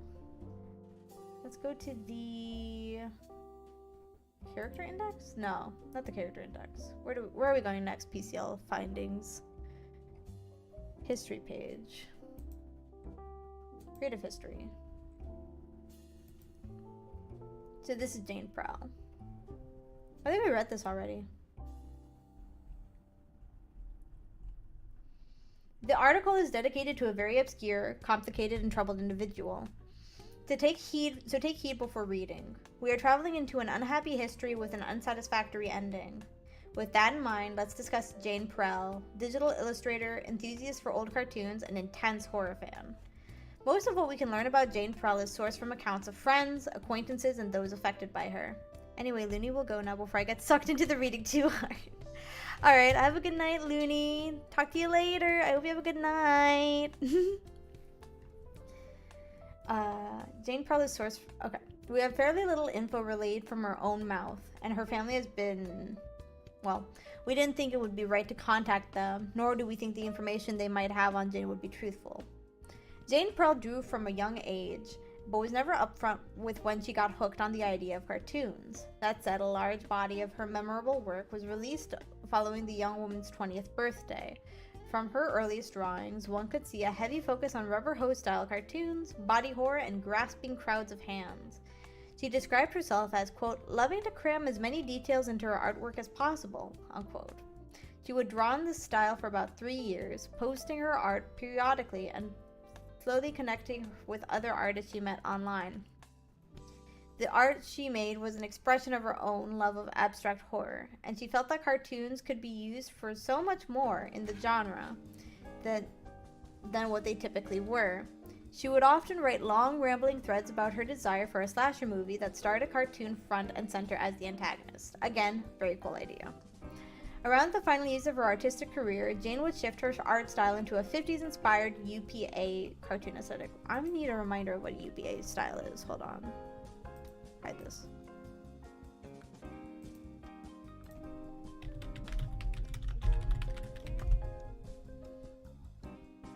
Oh, I see. Okay. Let me share screen again. So this is the UPA style.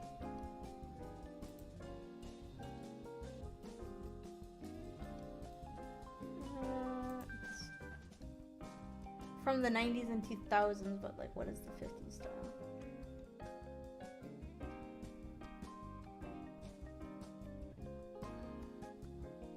Oh, Gerald McBoing Boing. I forgot about Gerald McBoing Boing. Okay.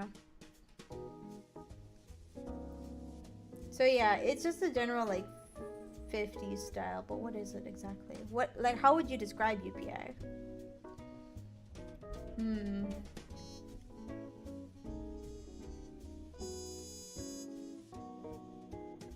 Let's see. People love the look of cartoons. Does the style have a name? UPA revival. Good night! Alright, let's go back to this though. I think we read this already. Something tells me that this is something we're gonna have to look at a little bit harder. Let's see what the thing has to say.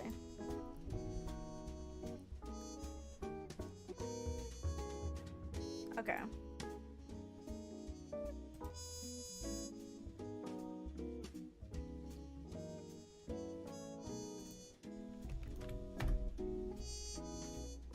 Decrypt an image with a password. You got it. Let me hide my screen once more. Get out of here. Let's see.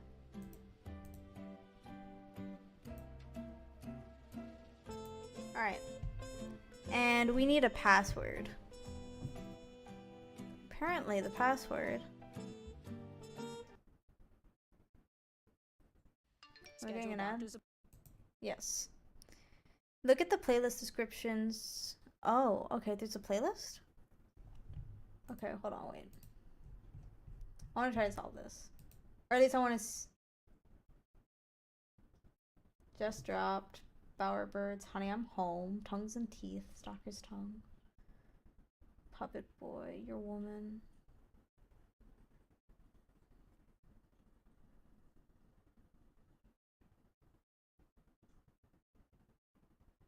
I will check out these songs in my own time. Oh shit, hold on. Just dropped in to see what what condition my condition was in. In Our Talons, the Dismemberment song. Honey, I'm home. Tongues and teeth. Stalker's tango. Who are you really? Come along with your woman. D. C. Okay. I think I get it. D, C, T, D. I'm also kind of looking at the answer, but like I'm trying. 2, 4, 4, 6, 6, 6, 6, 8. Who are we looking at? We're looking at Jane Prell, fictional artist in this ARG. I'm hiding the answers real quick. Let's see. I'm gonna copy paste this into a text file.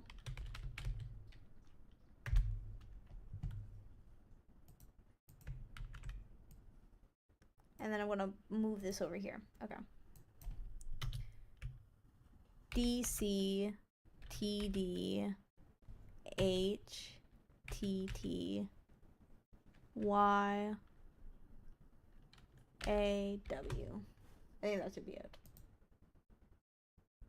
Oh shit. Okay, we got something. Hold on. Can I? Let's see if I can open it up in the thing. All right, I can't. Maybe. Okay, here we go. Got it. Member evaluation, COA Chapter 11. Proctor, Marion Tack. Member James. Oh. Okay. Jane Prell. Concerning relocation to Chapter 5. It is with great pleasure that I write to you on behalf of one. I'm going to call her Jane because I think that's her preferred name. Yes, that is her preferred name. Of one Jane Prell, having joined our organization several months ago. Jane was brought on by myself during her time of distress, and lacking monetary or political prospects, was placed in the kitchens. However, Jane would go on to prove a very lively and radical personality amongst the staff. She has shown herself to have a way with words and speeches when in conditions where she has shown reciprocal socialization. I believe that Jane's talents are wasted here, and that given the proper education, she could be a valuable asset towards the organization. She was shown a willingness to mold her personality and ideals to keep the camaraderie of her fellow organization members, and an intense propensity towards getting others to follow her lead. As an example, our members are not allowed to have art supplies nor writing materials. Jane has managed to obtain them several times through her influence with fellow members, despite our strictest preventative conditions. At times, our members may break the rules and even bend them. Standard procedure calls for discipline, and although Jane has indeed been disciplined for each instance, these recurring manipulations are what tipped me off to her potential. I call for your benevolence and mercy on Jane's behalf. Concerns. Prone to fixating on people and ideas. However, I believe this abnormality can be redirected towards our long-term goals. Former transgender individual. Might regress should our broader goals interfere with lingering sentimentality.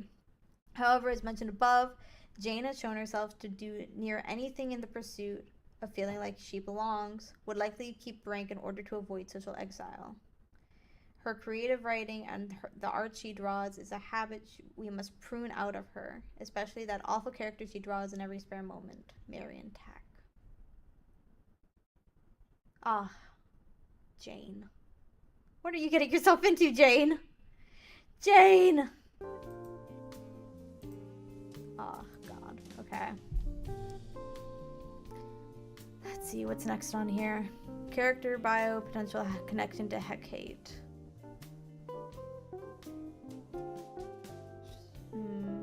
Okay, I guess that's about it for Jane Prell right now. Did Jane join a cult?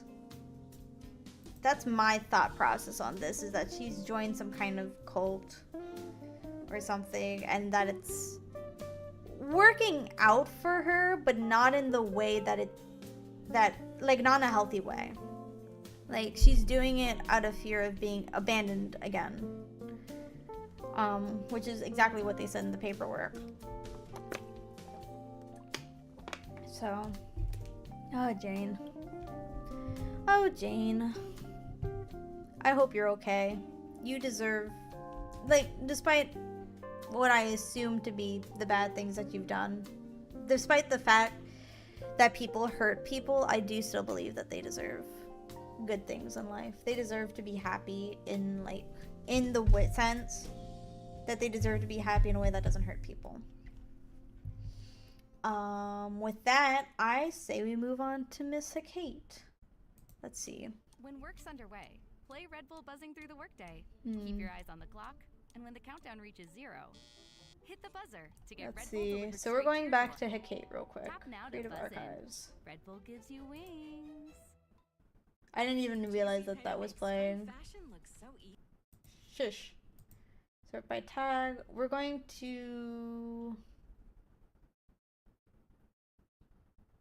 Mysticate? No. We're going to Mysticate. So apparently if you take this image, you hover over it, it goes to something. Oh boy. Oh shit. Did that move? Oh, it's moving. Okay.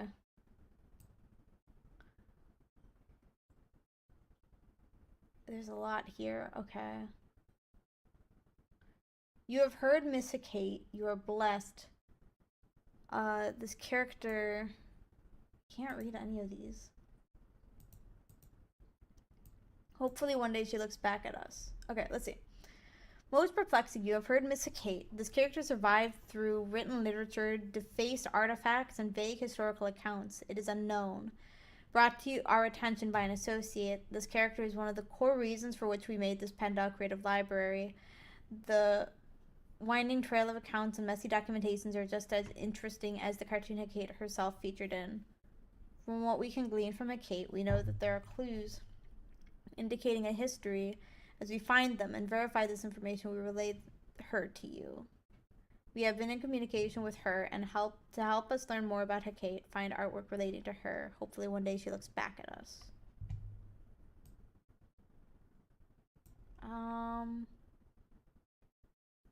Let me see if I can I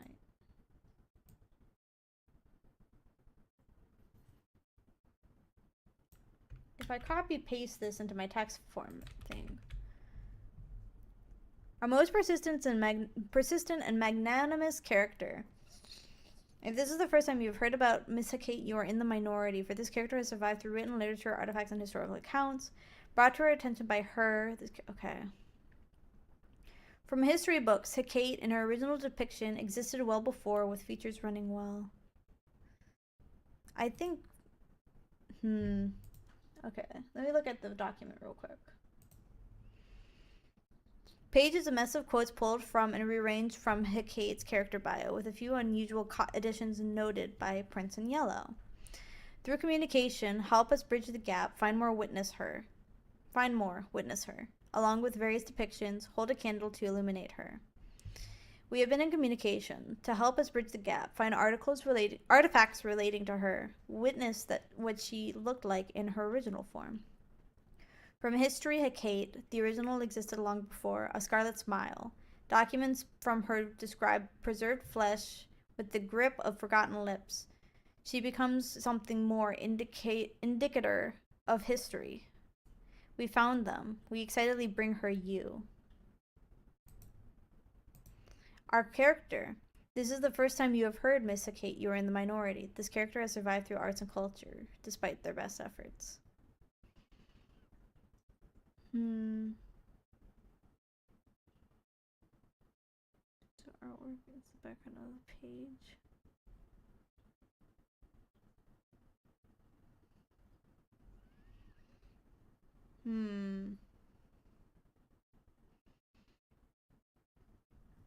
Has an empty... Ooh. We can scroll down again. Oh.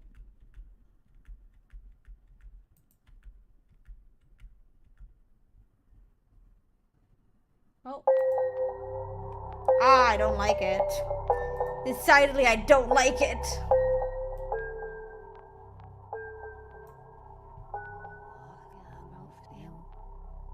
Nope.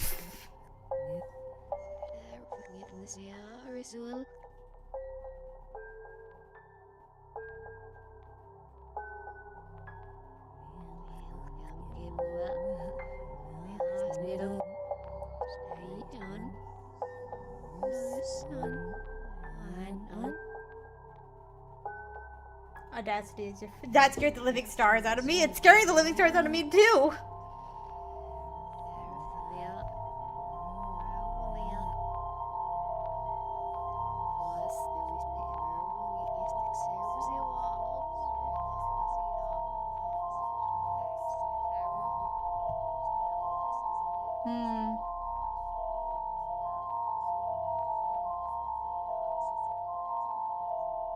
So obviously it's backwards.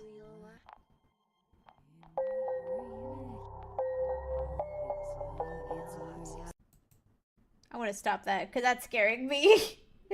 Let's see what it says.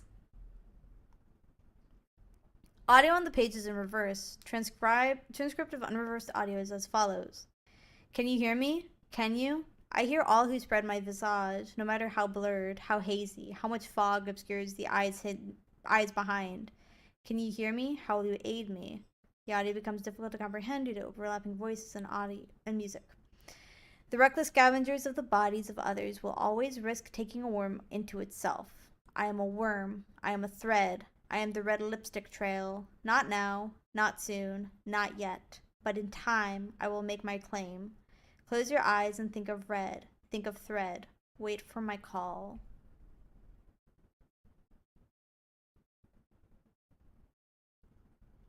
Wow. I don't like that. Scary. I'm sure Miss Kate is super trustworthy. I would trust her with my life. I'm sure nothing bad will happen from us trying to decipher who Miss Kate is. I'm going back to the safety of this page. Here on.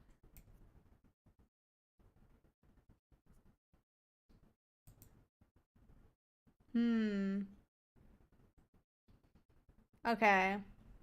Now on to Helena of Troy. Creative Archives?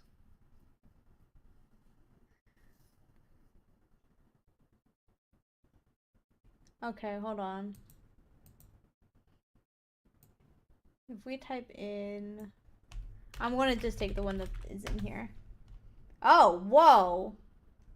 That's cool! Holy shit, I actually really like this. Hold on. This is... Sorry, once again, choosing to trust shady femmes. Well, hey, if they're pretty, you know, then who am I to judge? God forbid a woman have hobbies, you know?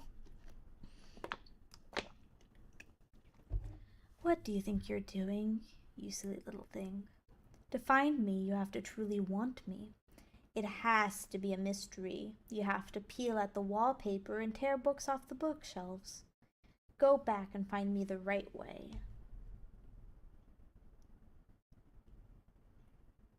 This is so fascinating. I'm very intrigued. I am very, very intrigued. So that's Helena of Troy. Found by Ray. Okay.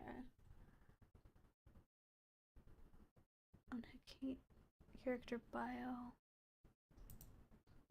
Okay, hold on, wait. Give me a second. If we go to character index and we go to Miss Kate, the most trustworthy of femmes in the world, and we click on which one? The makeup? Was it? No, not this one. Because we know this one leads to the hidden thing. This one. Shush! Get out of here! I'm watching. Administration of America wants you to take a look at the following Troy Beauty brand products. Looks good, right? Perhaps they could serve as a lovely gift for children, wives even. Well, our scientists say no. No. They don't. No, they don't. Products have been removed from all stores and establishments due to their large amounts of acidic properties. Among the shit. effects that these properties could have on your system are severe chemical burns on the skin, eye irritation, lung damage, intoxication if ingested, and potentially death. Doesn't sound so Trustworthy. lovely anymore, If you keep one of these products in your household, discard it immediately. If you or someone you know has used these products, visit the nearest hospital as soon as possible. Please, consider spreading this information. This announcement will continue to air until poisoning cases involving the Troy Beauty brand cease. Remember, we care about your health. We care about you. Bartleby Brands. competitor, maybe? I'd almost think that Miss Acade is a symbol of ruin, or more precisely, desire gone wrong. From connections to Helen of Troy to an acidic beauty product, she's described as the symbol of beauty often, but also with a personality like corpse flesh with the skin tone to boot. I'm excited to see how this proceeds. I am too. That is creepy, though. Creepy indeed.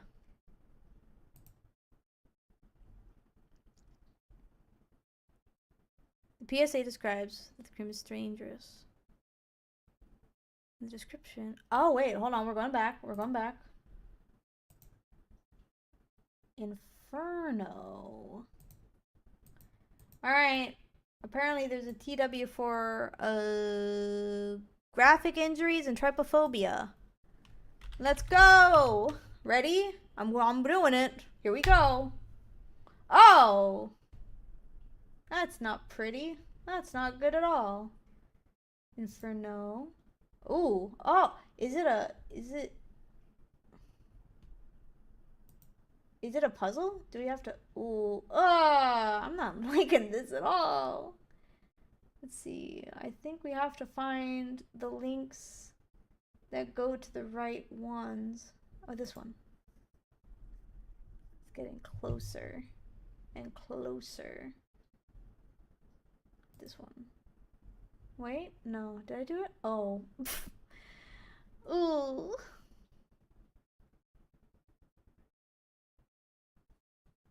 This one? Oh, yes. We're following. We're following. I'm following the clues. This one, I think.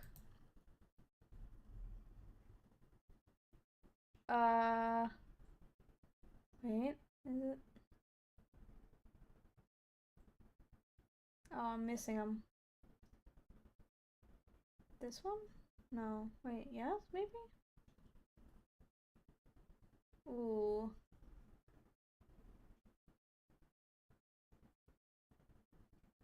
I think it's this one. Oh, that's gross. This is really good, though. This is really good. It's a maze. I like mazes. I'm gonna snooze these ads real quick. Ads can wait. I think we need my theory. My working theory. Oh, wormhole. Oh, we got somewhere. Okay. My theory was that we had to keep going until we found different O's. Okay, but anyway, here we go. Transcribed by Vincent Teller, Pendog historian. Interview between Vincent Teller and Kelly H. about her experience with Helena Beauty Brands. Thank you for agreeing to meet with me, Kelly. Sorry for the lateness. I got some traffic on the way up. No, it's no problem. I appreciate you traveling all the way up here to talk to me about the accident. I'm a little surprised that anyone would care enough to come get my account of things. It was such a big deal back in the day, but hardly anyone seems to remember it anymore. I didn't think anyone would care. I care. I think it's important to keep stories like yours circulating. Well, where do you want me to start? I've only ever been interviewed once. I was so young back then. Why not tell me a bit about how you ended up at the Helen Beauty Brands Expo? Oh, that's an easy question. Every little girl in the 60s used Helena products. Helena Troy was a household face, and she was... Oh, how do those old adverts refer to her? The pretty friend of every girl and gal. Some friend she turned out to be, though. But yes, I was one of the many little girls who preened in the mirror and combed their hair and painted their nails with Helena products. I got the advertising jingle stuck in my head often, and I pinned up pages from the Helena Beauty magazines on my wall the moment the next issue arrived in the mail. Sometimes my father would lift me up on his shoulder so I could plaster another page to the wall at the very top. I remember my mother teaching me to paint my nails with Helena nail paint. Those were happy times.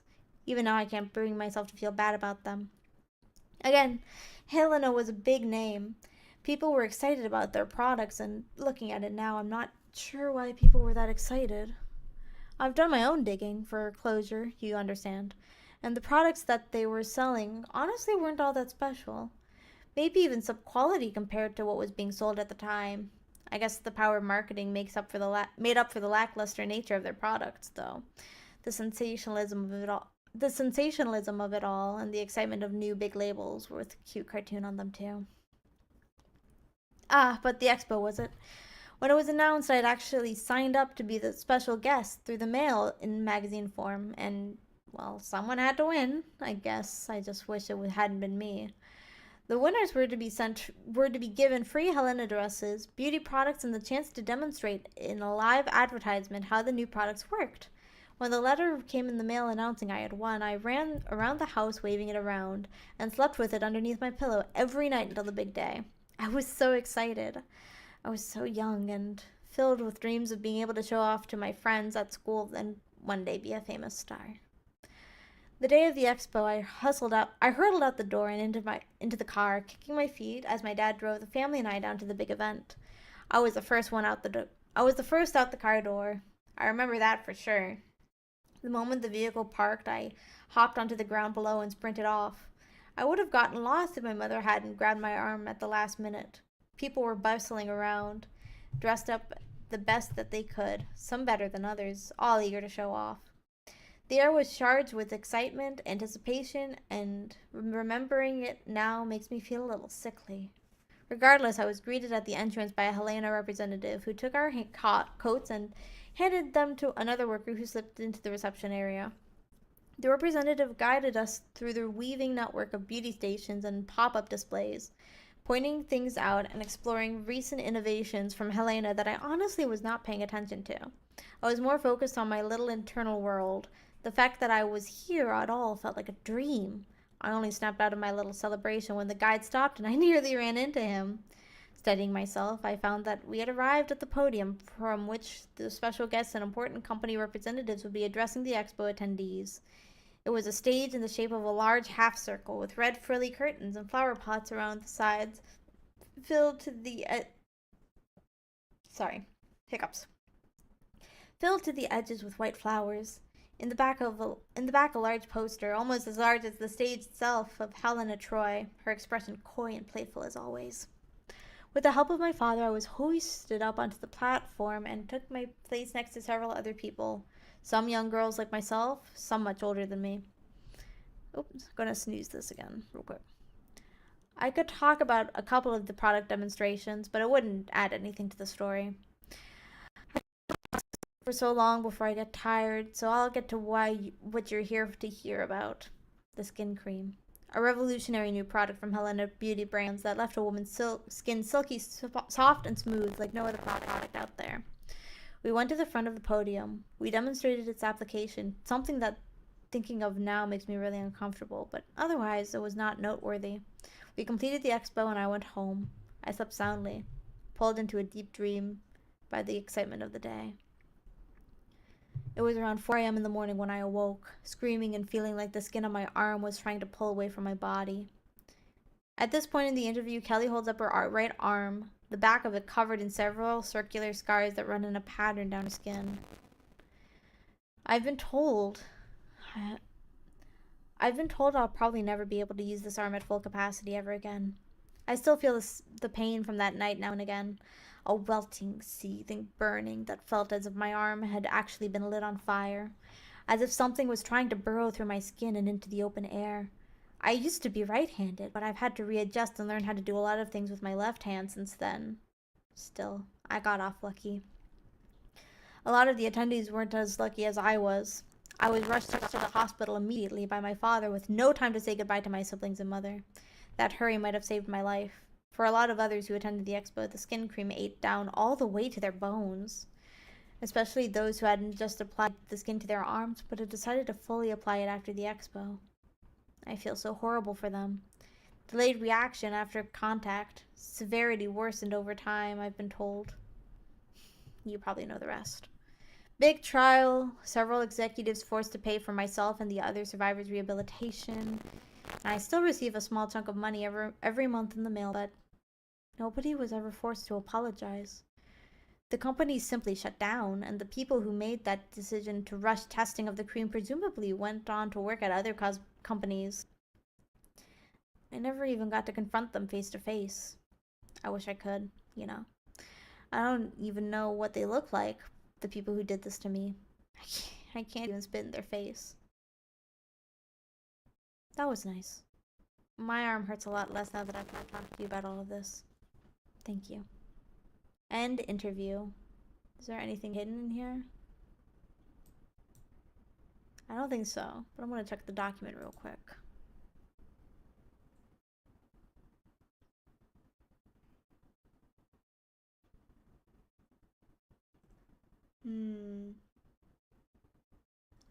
Wait, hold on. That's a good point. In the document that I'm reading off of, that I'm using for this stream, it says, quote, I'm just gonna read it verbatim. Quote, Phil Barnum's record of death also mentions many holes in his body with no bullets. There is a chance that it's a similar case to the skin cream. It can also be inferred that the arm picture used for the log for this interview are of Kelly H's arm, still damaged from the event. Alright, here we're gonna go back to Pendog. This was fascinating though. This is genuinely like really fucking good. I'm quite enjoying myself. We're gonna go to creative no, we're gonna go to the character index, and we're gonna go back to Missa Kate, the most trustworthy woman in the world. I'm gonna go here.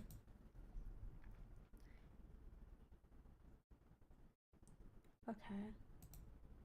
So the way to solve this puzzle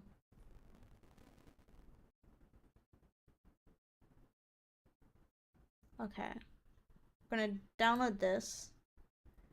So this is called Have You Done Your Research, right? And we're gonna go to a spectrograph player, or a spectrogram. Which is what I thought to do in the beginning, but I think I might have done wrong. Let's do this. Choose a file. Have you done your research? Oh, whoa.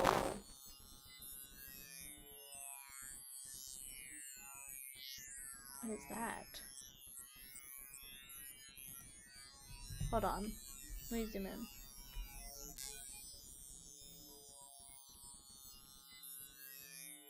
Percy Fossil 1867 to blank. Hold on. I don't know who this is.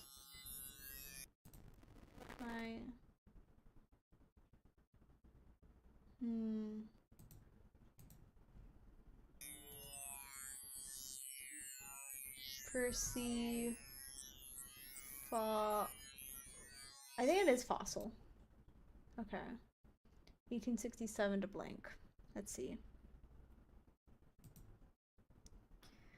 I want to let the ad play out while I try to figure out who Percy Fossil is. Or Fawcett, excuse me. Alright, hold on.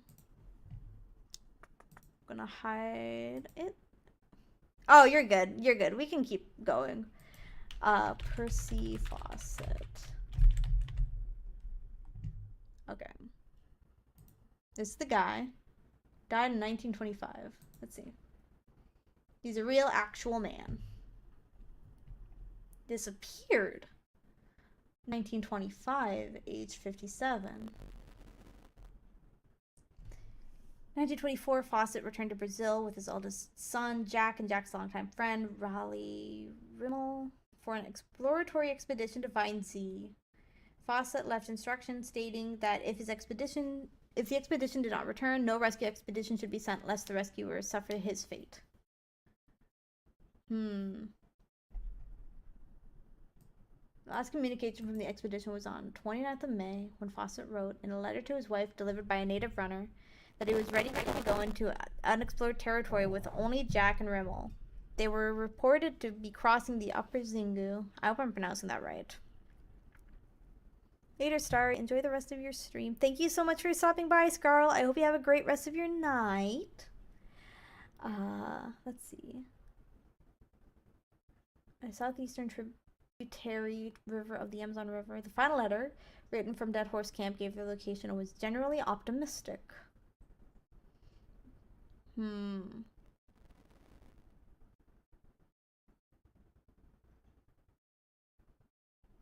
At least one lone searcher died in the attempt. Okay, so 1925 then.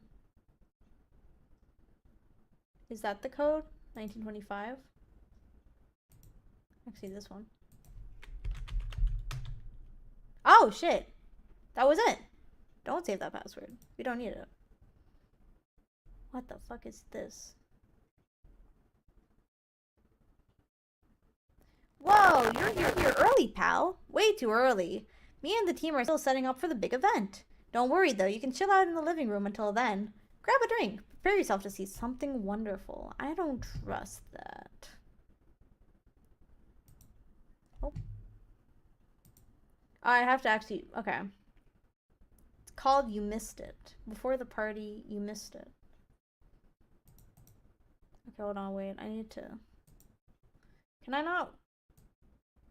I want to open this in my... Hold on. Let me see if I can open this in the actual thing. Here we go.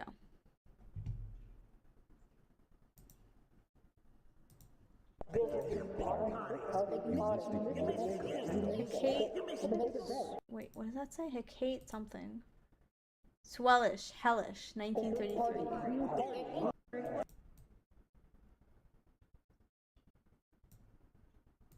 Okay. Hecate, swellish, hellish. Interesting.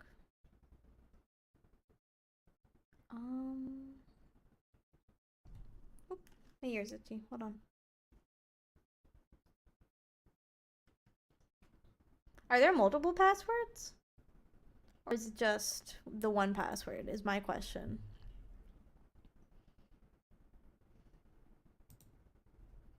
Happy Halloween.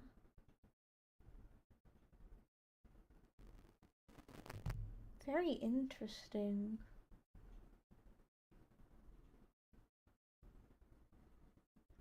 Oh. Oh no, wait. I can't. Oh, okay, hold on, wait. Let me try doing this.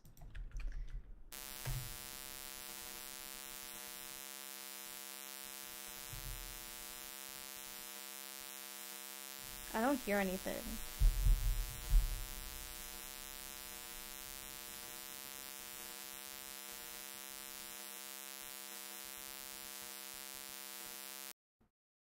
I did not hear anything from that. Oh, it's a loud buzzing tone. Know what that is? Entirely covered by a link to You Missed It. Okay, so we're gonna put this through the spectrograph as well. Here we go. Download. Invited. Choose file. Invited.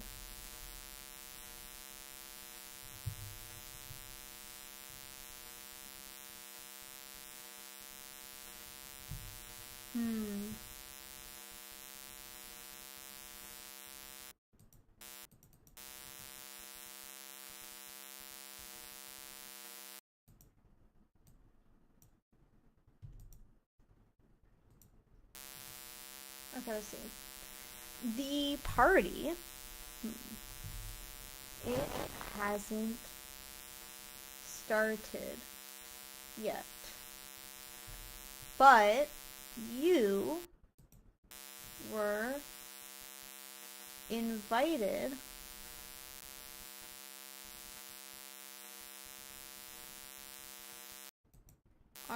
why aren't you here? Why weren't you at the party? You were invited. You didn't make it. The party. The party. The party. Where everything happened. You missed it.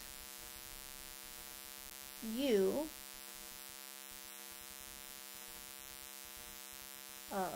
missed it. You missed out on becoming history. I believe. You missed the party. Everyone else was there. Don't you feel left out? You missed something wonderful. You lost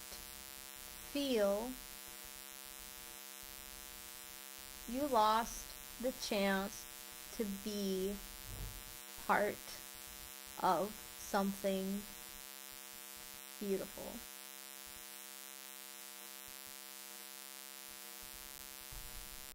Interesting.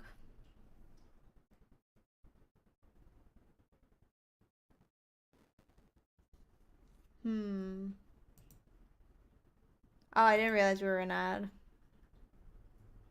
Whoopsies. Uh-oh, stinky.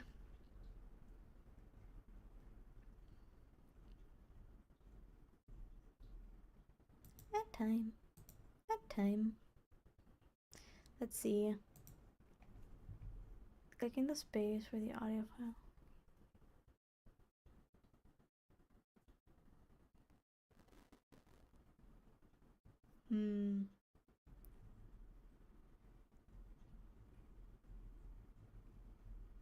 Oh, there's a lot of Dorothy do, huh? Okay. There's a lot here. Not a bad thing. Actually, a very good thing that there is so much here. I am intrigued. Alright. So, we got this message. And I think that's it for this page. I want to exit out of that real quick. Worm off the string. What crimes will she commit? I think our next step is to go to Maisie Mutt. Or Maisie the Mutt. Let me see.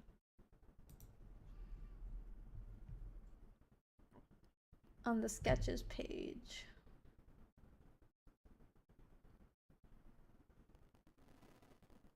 Character index?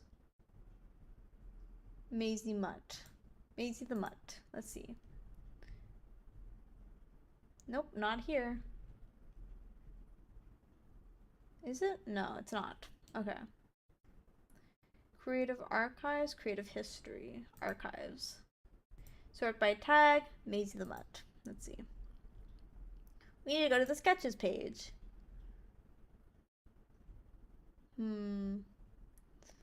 The sketches here feature one of the many... Oh, nope, didn't mean to do that.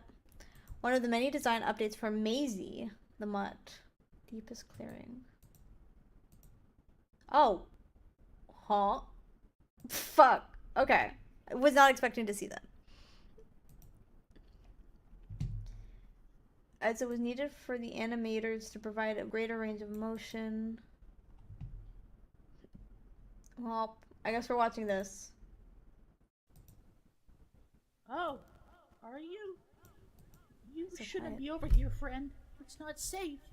I cannot hear it. Although, like me. Oh, hold on. Wait a second.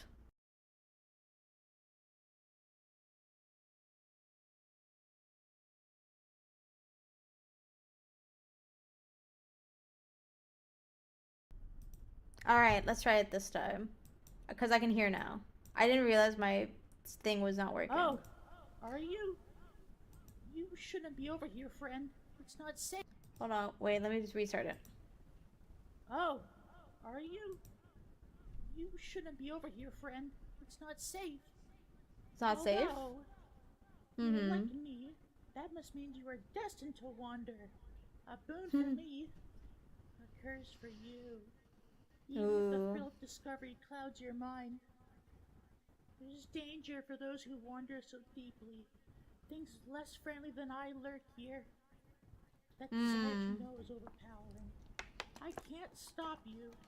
I can't protect you, but I can give you warning.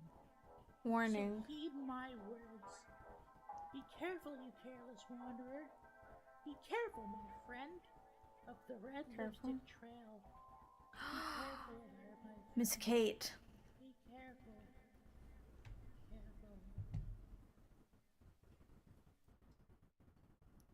Miss Kate. She's warning of Miss Kate. Is there anything else on here?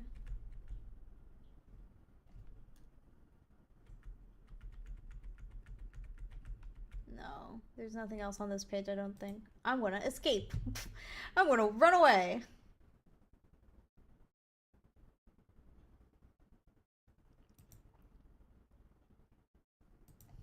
Okay, so there's supposed to be.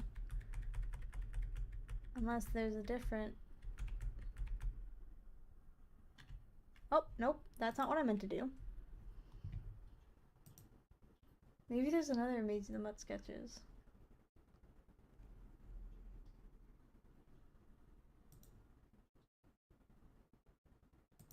Okay, hold on. I'm gonna copy paste this. Okay, so it is this page. Did it change? Oh no, it didn't. Okay. Deep is clearing. Also titled The Barons. Important to note here that this audio is coming from Maisie herself, directly speaking to the audience.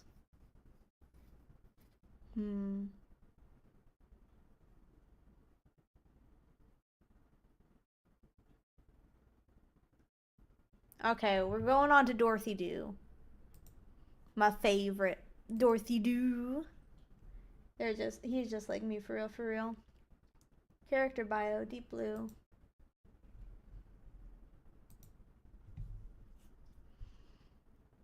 It's linked to YouTube video. Yes, the deep blue.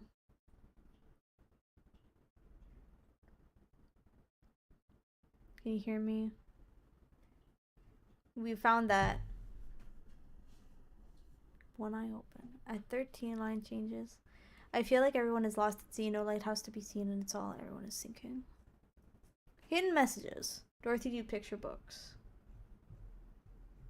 Alright. Most of these are things we already found, like this. Can you hear me? Creative archives. Going to Dorothy Doo. In the picture book.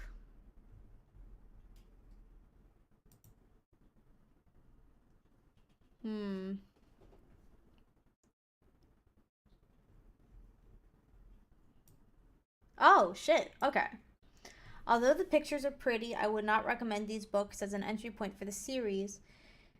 They were made with a very young audience in mind, and as such, cut out, summarize, and occasionally butcher story elements. Overall, if you are trying to get to know the characters, the original themes of Barbara's work, you'd be better off seeking out the original stories in their entirety.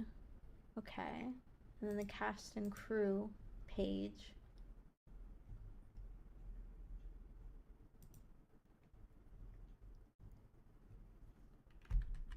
Let's see. The deep blue is the color of the waves. I switched from due dates to due date. I don't care. I don't care about the ads. Pretty animation.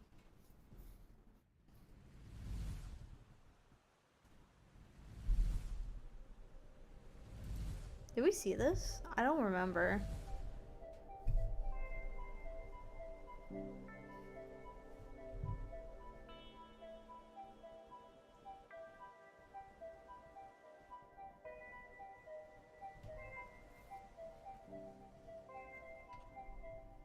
This is fascinating.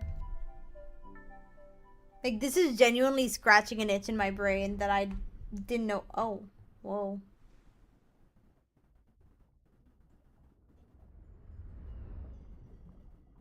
This is like genuinely scratching an itch in my brain that I didn't know I needed scratched. Like, animation and horror can go hand in hand so well, and I think more people should do that. That's my take.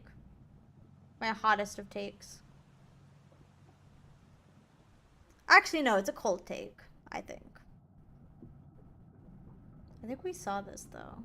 But it doesn't matter, because it's very cool.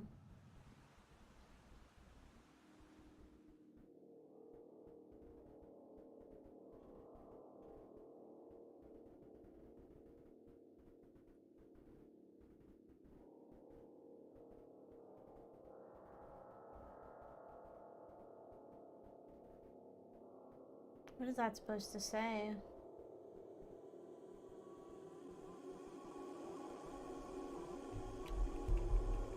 I don't like this anymore. Decidedly, I don't like this anymore. Decidedly, I don't like that anymore. Let's see. There's supposed to be something hidden.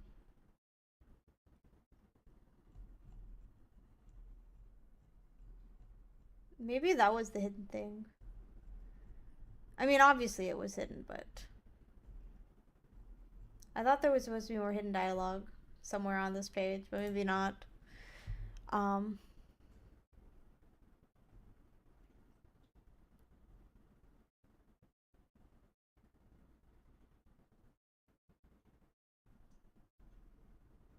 The deep blue is the color of the waves. Dorothy do birthday invitation. Okay. Let's go to the birthday invitation. Because apparently, there is a puzzle. And you know me, I'm very good at puzzles. Clicking on the Dorothy do birthday card leads to the He Looked Back page. I did not know this. Password.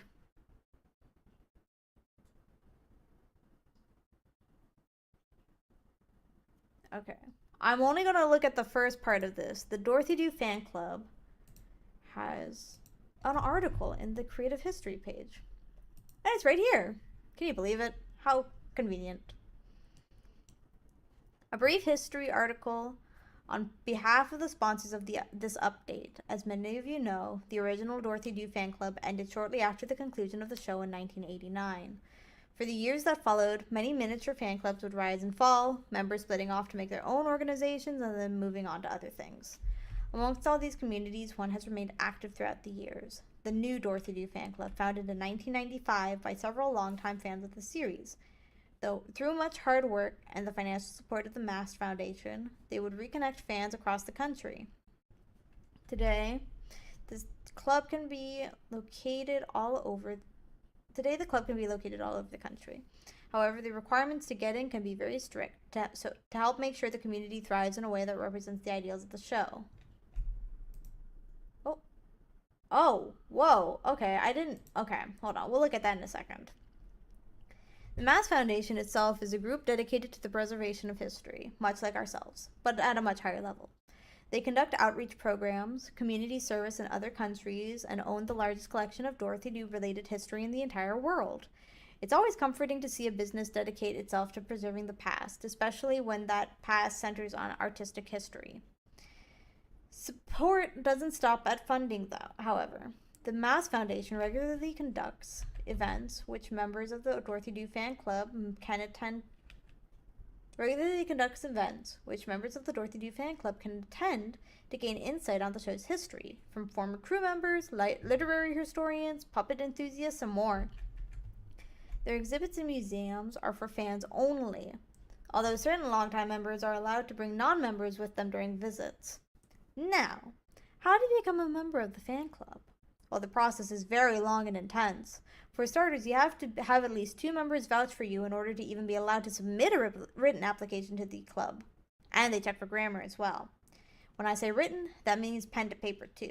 Typed applications are not even considered, so if you want to join, you'll have to practice your handiwork. Then you have to wait upwards from anywhere from 5 months to a full year before the organizer of your local club will reach out to you in order to conduct an interview. I'm not sure what takes place after. The initiation process is very secretive, and telling non-members can result in expulsion from the club for life. However, you can pay a fee to rejoin. It's all very complicated and interesting to learn about, how the intricacies of fan culture have changed from when Dorothy Dew first entered the public view. Alright, let's take a look at this. Lake household, 0 on the door. Scales line the walls, shimmering in wait for a day that justice will rain bloody fists down in greater numbers.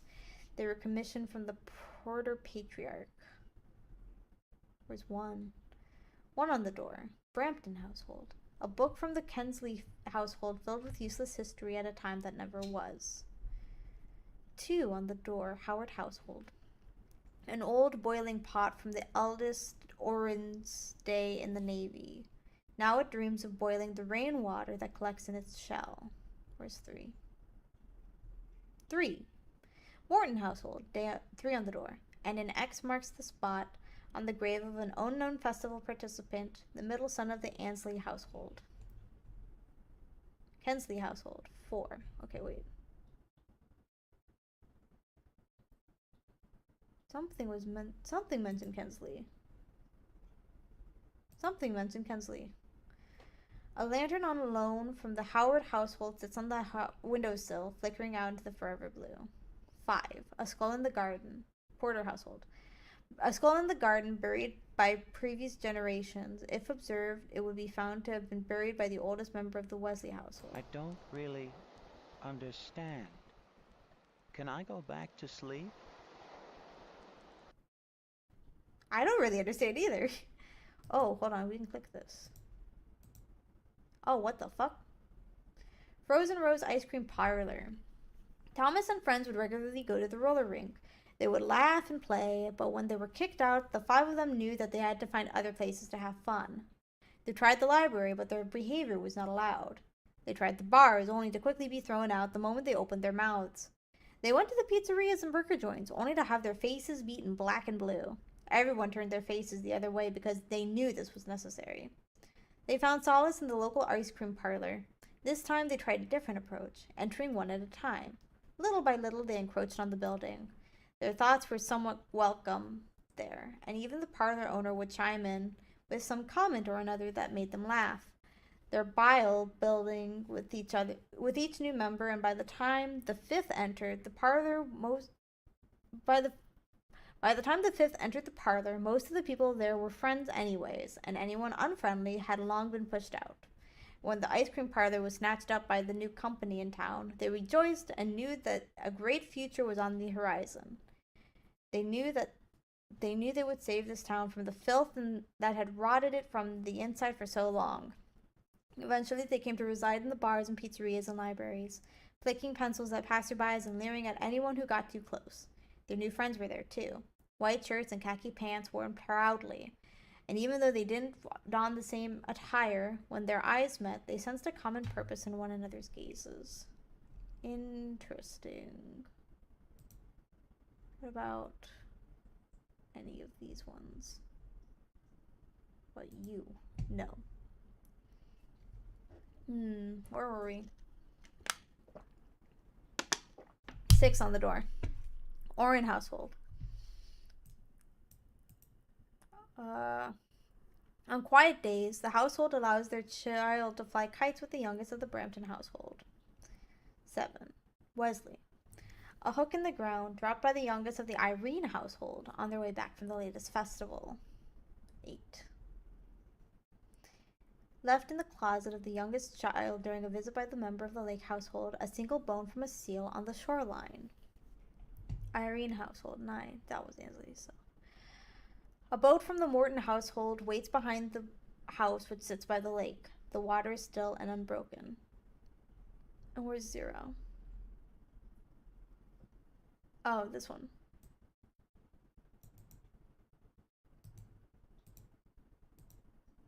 Ivy Hill Toy Store.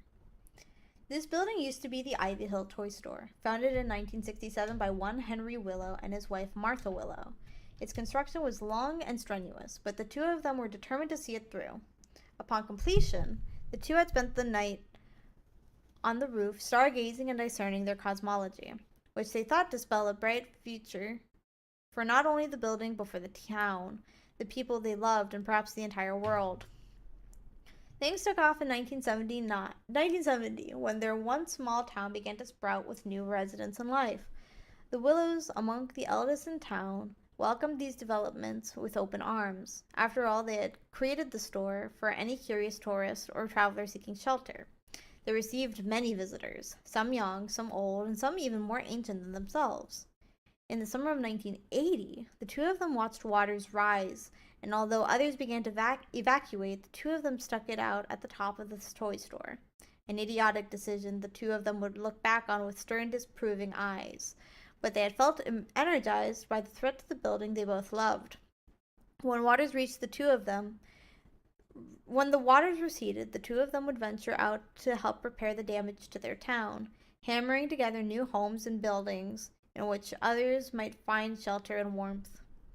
The two of them attended the opening of the skating rink in the corner of town. They had never skated before, and when Henry tripped on his skates, I'm going to make this a bit bigger so I can see it, tripped on his skates and toppled to the floor, he had felt the wind leave his chest. But as he feebly stood back on his feet, both him and Martha had howled with laughter, and the night had continued on. The two of them knew that this was the start of something special for their town, and when they returned home, they had sat once more on the ceiling of their own little toy shop. Limbs a little creakier, but still strong with memory of youth, and they had watched the skies again, remembering the future they had seen years ago. In 1985, they met a tall woman who was surveying the neighborhood with magnifying glass, and a sweater so green and fuzzy it almost seemed like grass. The two of them had been struck by what she was doing, and so they decided to see if she was perhaps in need of help or lost.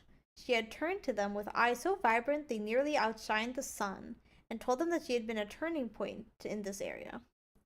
Or she had seen a turning point in this area. That history was a dam waiting to break, and that this place would be among the many pivotal to that turning point. The two of them awkwardly laughed and tried to reassure her that in this town things stayed the same as ever.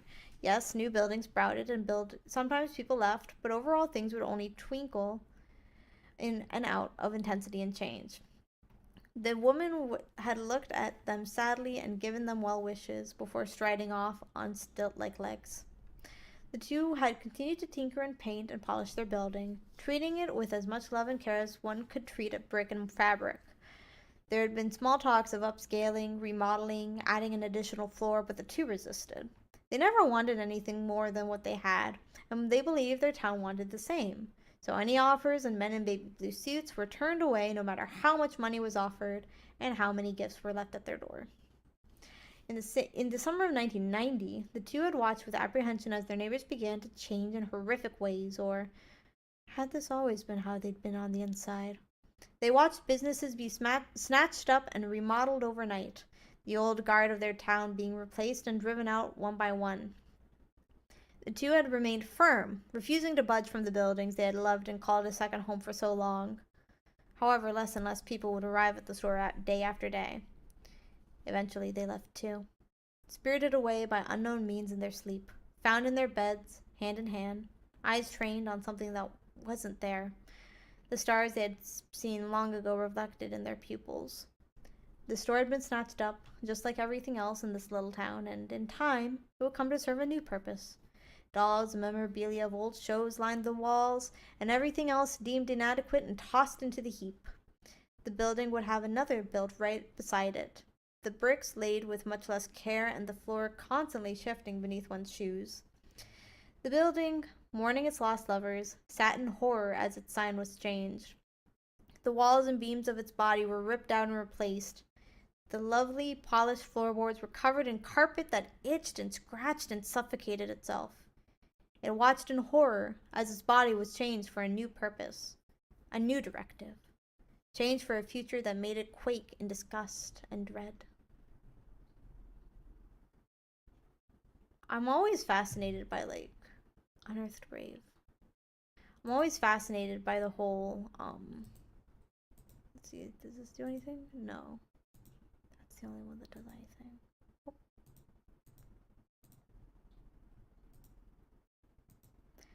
I'm always fascinated by the concept of buildings as sentient beings. Like anatomy. Anatomy was very fascinating to me. I really liked Anatomy by Kitty Horror Show.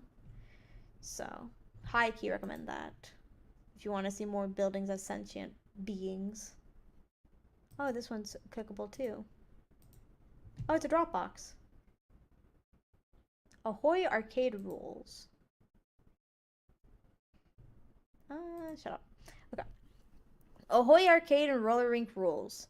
Share the floor with everyone. No pushing, pulling, or roughhousing. Place your laces back inside your skates before returning them.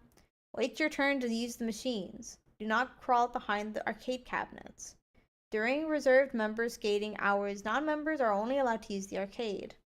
If you see something or someone that doesn't seem right, report it to our friendly staff members immediately.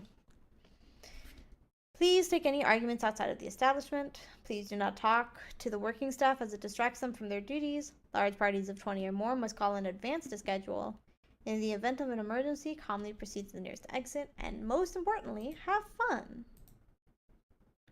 Your membership to the Twinvale Arcade and Roller Rink has been terminated.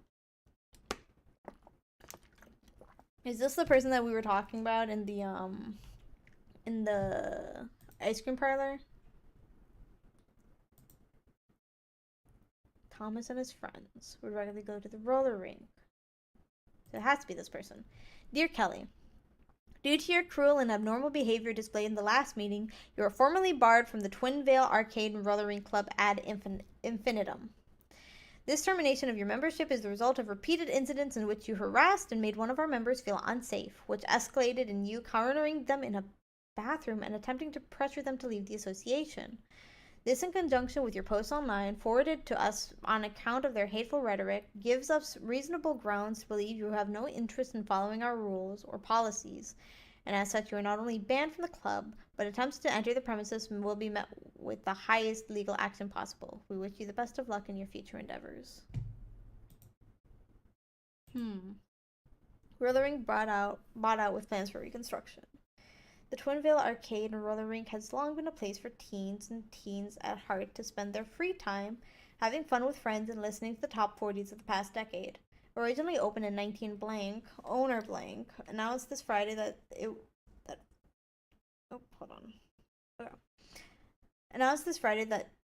announced this Friday would be the last free skate night that he would ever host, choosing to sell the iconic building and retire after blank long years of being the go-to place for birthday parties and first dates. Plans for renovation will be put into motion immediately following the closure, and the club is set to reopen in a few short months. Regulars of the rink have no reason to fret, however, as the new owners have made it clear they plan to fully uphold the retro charm and atmosphere that members of the club love it for. Locals can look forward to a grand reopening ceremony in the future once renovations are complete. Local women honored by police for courage. Twinville has a new hero. Kelly is being honored with an Outstanding Citizenship Award by local police after bravely standing up in the face of adversity and protecting females. Oh.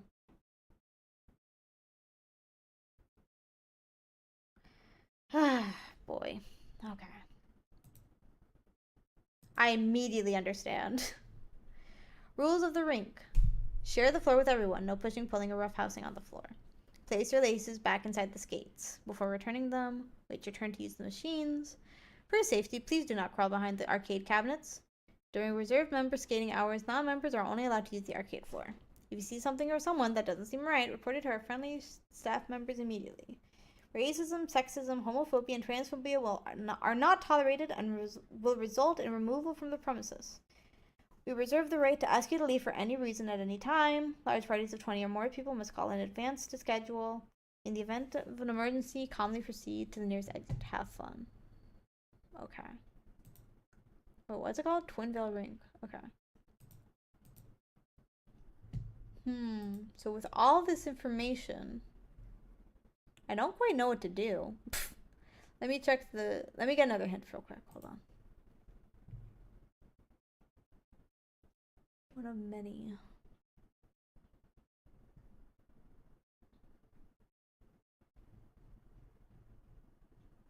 There's nothing down here that I see. There are different items which correlate with the items shown on the anchor poster. The anchor poster? Oh, this one. Okay. Oh, here we go. There's a little thing down here.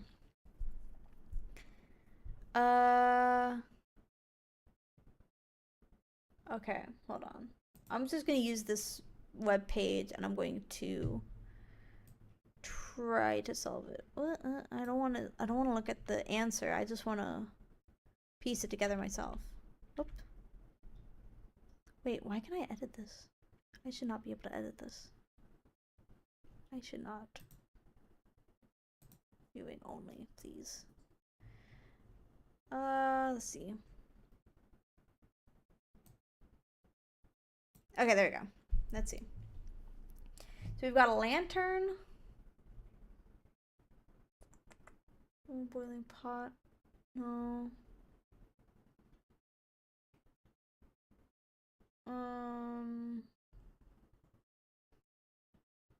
Let's see. I want to write down what I see. Okay, hold on. We've got this. We've got this.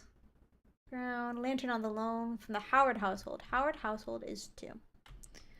Then we've got a hook. A hook in the ground. I think that was 9 or something, right? Or that was later. That's a boat. Single bone. 6.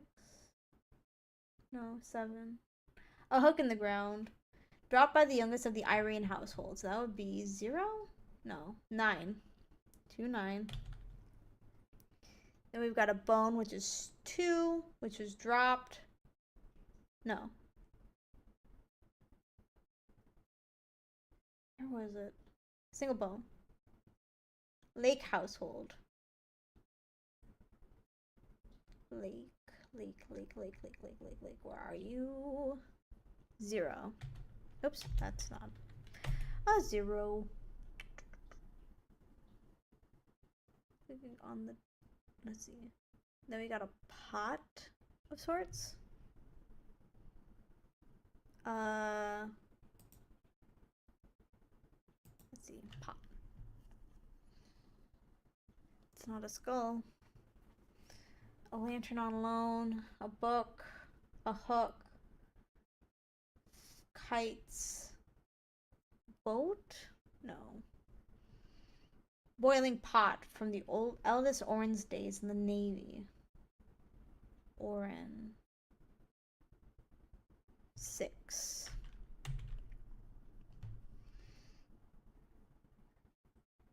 Then the X on this ground is 3, which goes to Ansley household, which is 8. The scales. Scales line the walls. Your commission from the Porter Patriarch, which would be a 5. And then the skull, which is a skull. Porter, Wesley household. Wesley is down. 7. Kites. The youngest of the Brampton household. Brampton is 1.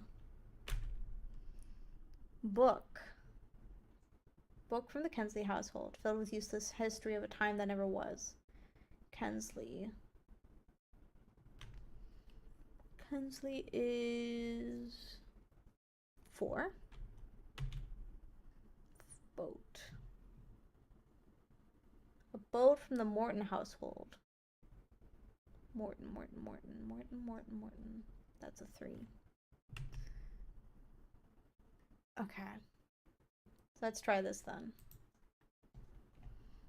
290-685-71443. Oh shit. Okay, here we go. We're getting somewhere. don't remember this password. I will not need it. Whoa, shit, that's loud. That's very loud on my end. I hope it's not that loud on your guys' end. $10 was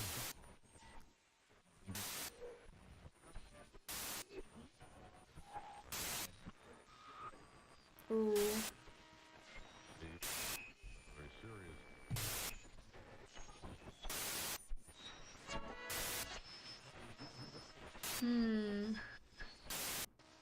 Oh, CUC, that's cute. Okay. Channel 1.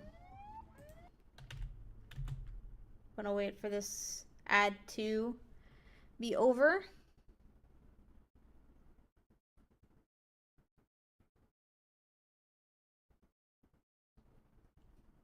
Come on.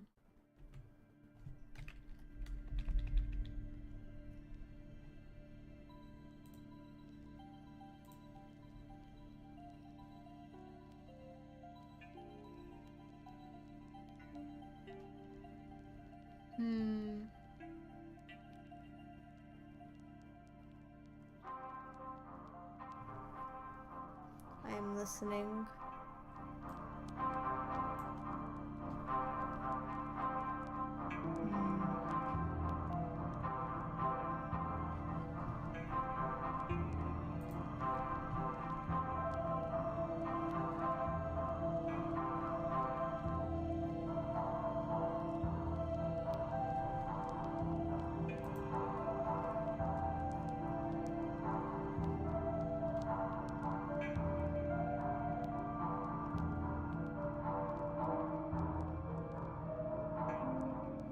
It almost feels like a phone number, the 290-685-7143.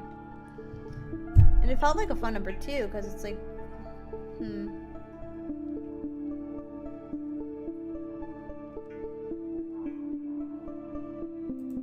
I'm not one to call random numbers, but mayhaps I will give it a try at some point. But I don't think it's a phone number.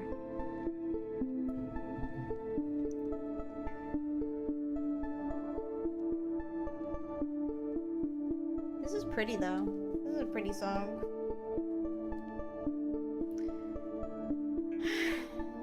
Kind of relaxing in an eerie way, and like a don't trust me, but like also trust me, you know? Like a trust, like an untrustworthy person trying to get you to trust them.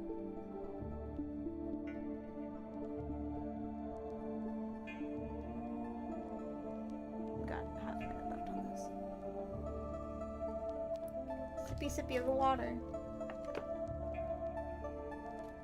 Sippy sippy of the deep blue.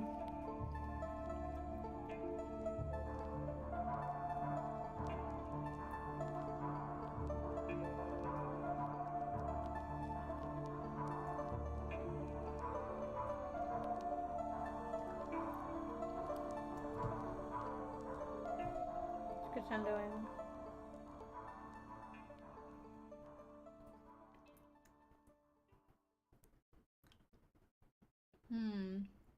There is one, channel 1. A word on invitations. We'll read that in a second. What's this? Would you look at what this country used to look? Oh, wait.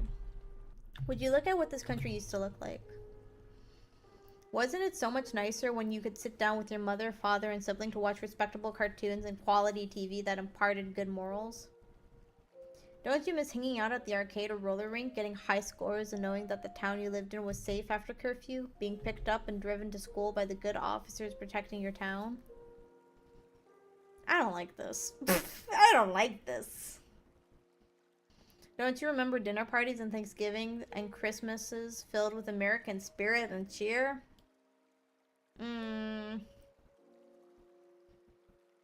We can return to those times when we were a dignified country, when you could ride your bike down to the grocery store, when smiling workers and pharmacists knew you by name. We can return to those times with your support. I do not support this message. Children of America.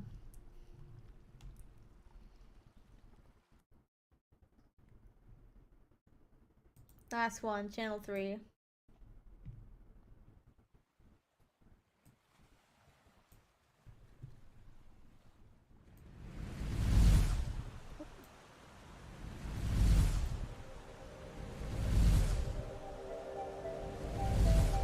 I think we've seen this. Yeah, we've seen this one already. Alright. Is there anything else on this page? Wait, hold on. Yes. I don't think you understand what you're doing. I don't think you realize what will happen. I don't think I understand either. Orpheus? Is there anything else? Okay.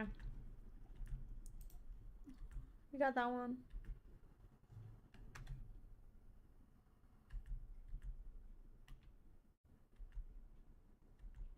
I feel like you aren't listening to a thing I'm saying. I'm sorry, Dorothy Dogood. I have to explore. It is in my nature. Oh, this is the invitation thing again. A note on invitations. The tolerance of intolerance and such.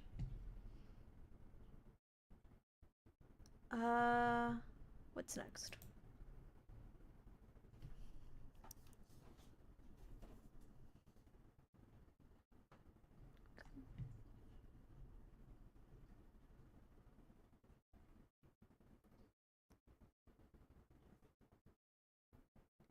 What a mini page.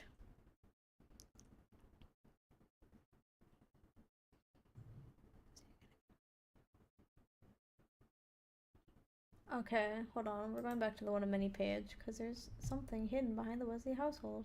I'm tired. Aww, he's sleepy. Let him sleep. Let him sleep. Alright, we got another puzzle coming up. I think this might be the last one before I call it a night. We're going to the puppets. The Dorothy D showcast and crew page. Puppets. Okay. Creative archives. Sort by tag. Dorothy Do. My favorite. Cast and crew. Clicking on the puppets. They're brought to a password page. Simpler times.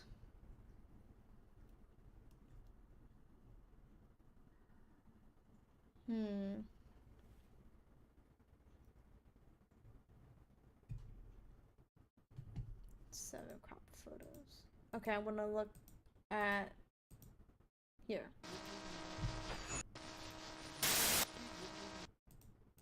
Okay, do I have to recognize each and every one of these? Because I do not.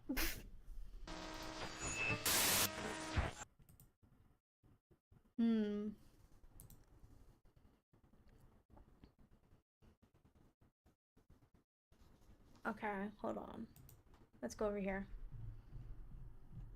First one's supposed to be this one. Captain Cadaver's eye. Which makes sense.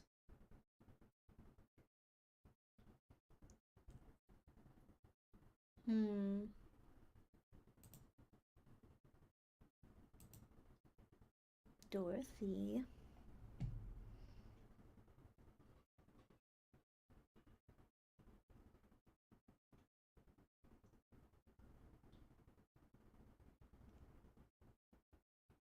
Oh, I see. Okay.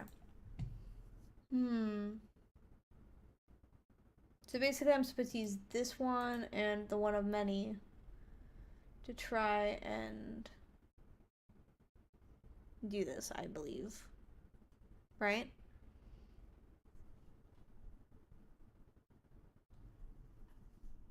Okay.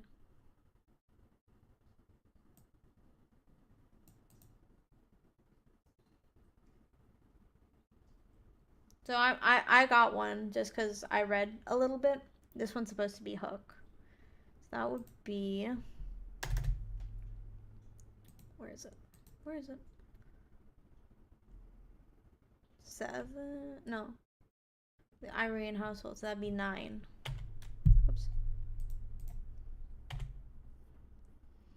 And then the next image... Oop, where is it? I'm gonna move this over here.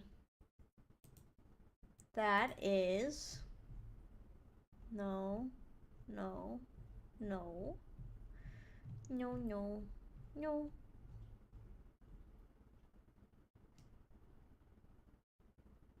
Okay, hold on.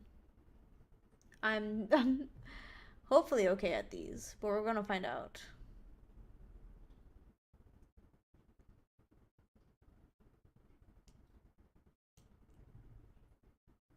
Let me see the image again. Looks like water. Might be these guys, the floaters. Not her, not the map maker. Or the map keeper, excuse me. Not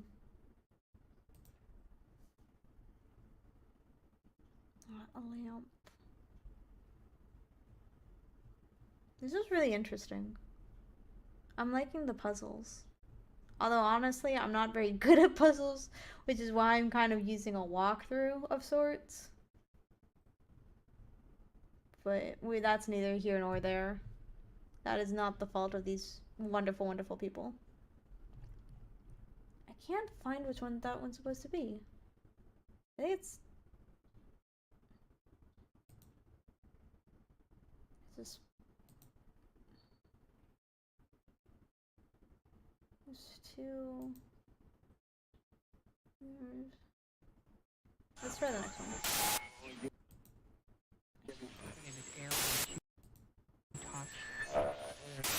$10 was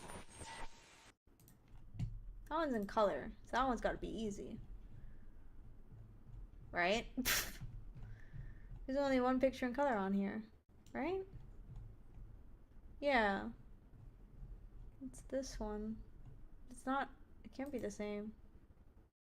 No, it's the map keeper. It's the map keeper. I remember. It's the map keeper. Because she has the short brown hair. Map keeper is associated with book? Maybe? Oh, I'm gonna look at the I'm gonna look at this.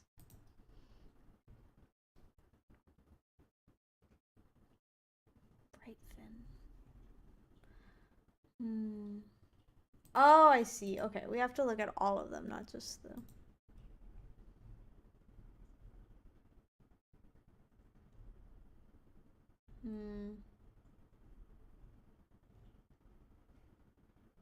Okay.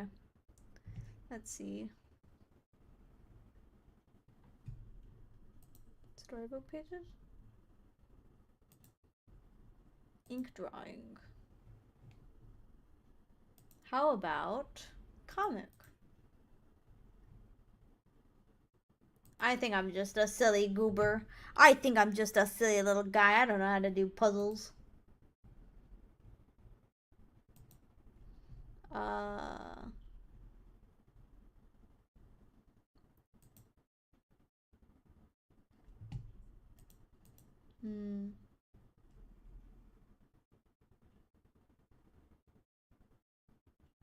I'm going to use the answers from here.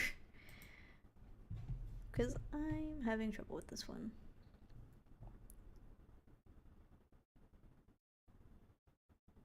Password should look like down below. Okay. Where do you find these images though?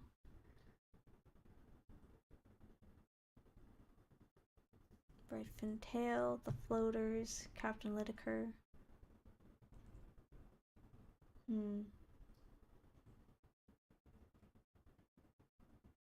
Interesting. Okay. So let's do this. 957 2083. Oh shit. Okay, here we go.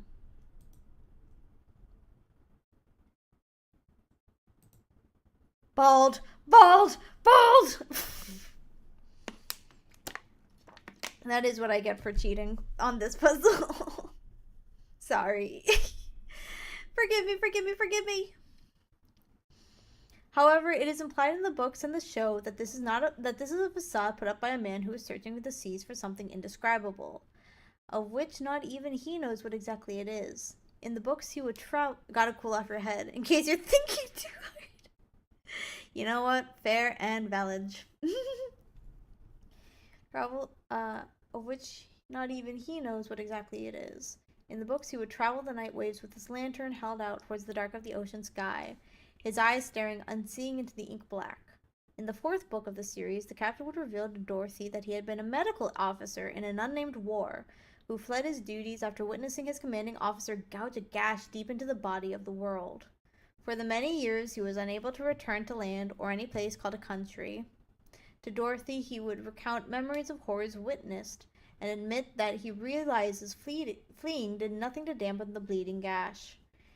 In the second to final book of the series, he would sail into the foggy ocean waters, offering a final word of warning to Dorothy before vanishing forever from her life. Captain Lydekker was voiced by Jared Pott, a neighbor of Barbara, who grew up listening to the stories of Barbara's life. Barbara's life was rich in history, as will be discussed later in the historian section. She grew up surrounded by stories of the history of the world, and from it she took a greater interest in writing about what she deemed too important to be left unwritten. There's a lot of people here.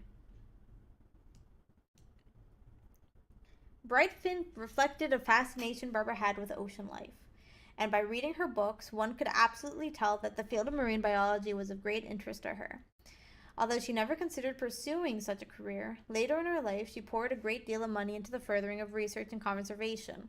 She would often go fish watching by the docks in her free time and read about ocean life around the world.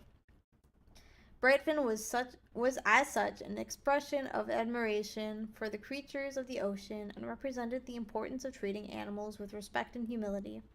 Brightfin, like any wild animal, could be benevolent and indifferent, but also capable of violence and hostility towards those who encroached on his waters or refused to respect that he was not a human bound to human morality and ideas. Brightfin was voiced by Echo Broadcasting Department head Andrew Holt, a man who would eventually become a good friend of Barbara's. Although, if accounts are to be believed, the two absolutely loathed each other at first. Working on the show must have softened their disposition towards one another. Andrew Holt was one of the primary contributors to preserving the history of Barbara and Dorothy Dew following Barbara's death. When he passed away, the Mouse Foundation would take the reins of continuing this work. About the importance and culture of the places she visited, in her case, she always reinforced the importance of wandering to new places without a goal or intent to conquer, but simply to wander. She encouraged free travel without borders and without delusions of empires or buried treasure. It is not certain whether her origins were of something greater or if she was simply a human being, but she would often appear out of the ocean mist or sunrise on the docks in order to give guidance to Dorothy. In episodes, her skirt would unravel like a scroll to reveal a map to help Dorothy in his travels. This was done with the use of a rotating waist joint that allowed her lower half to spin while this map skirt unfurled. The waist joint also allowed her to sway side to side, along with front to back, in a way other puppets could not. As for influences and inspiration, she was heavily based on a real-world affair that Barbara had with another author during their travels. Although not widely known in modern times, it was an open secret that Barbara was a notorious womanizer that would often depart for business only to add to the amount of love letters she frequently received from across the country. This fondness can be seen in how the mapkeeper and Dorothy interacted with incredibly flirtatious and romantic subtext. Although Barbara would attempt to have said lover on the show to voice mapkeeper, plans would fall through, and she would instead utilize the service of Linda Tack, an editor she had met during her time in the writing industry. Linda would voice mapkeeper up until season 4 of the Dorothy Dew show, at which point she would retire and be replaced by Carla Natwick, an assistant puppeteer who Linda explicitly chose as her successor. The way in which Barbara worked with her voice cast was very interesting. They would often not be people who were voice actors by trade, and instead people Barbara had met. She believed that everyone should have taken part in art, and sometimes she would have approached people with zero inclinations for entertainment, asking them to work with her. When they retired from working on projects with her, she would ask them to pick a replacement they felt was fitting for the role or needed a spark of creativity in their life. Is that Linda? No, that's Linda, and then that's Carla. In the books, a man known as the hang glider was an individual from parts unknown, although it was stated by Barbara to be a bower.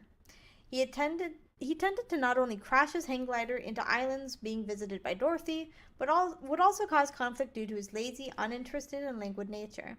He would usually show little interest in learning about where he had landed, and would make ridiculous demands of anyone living on the island.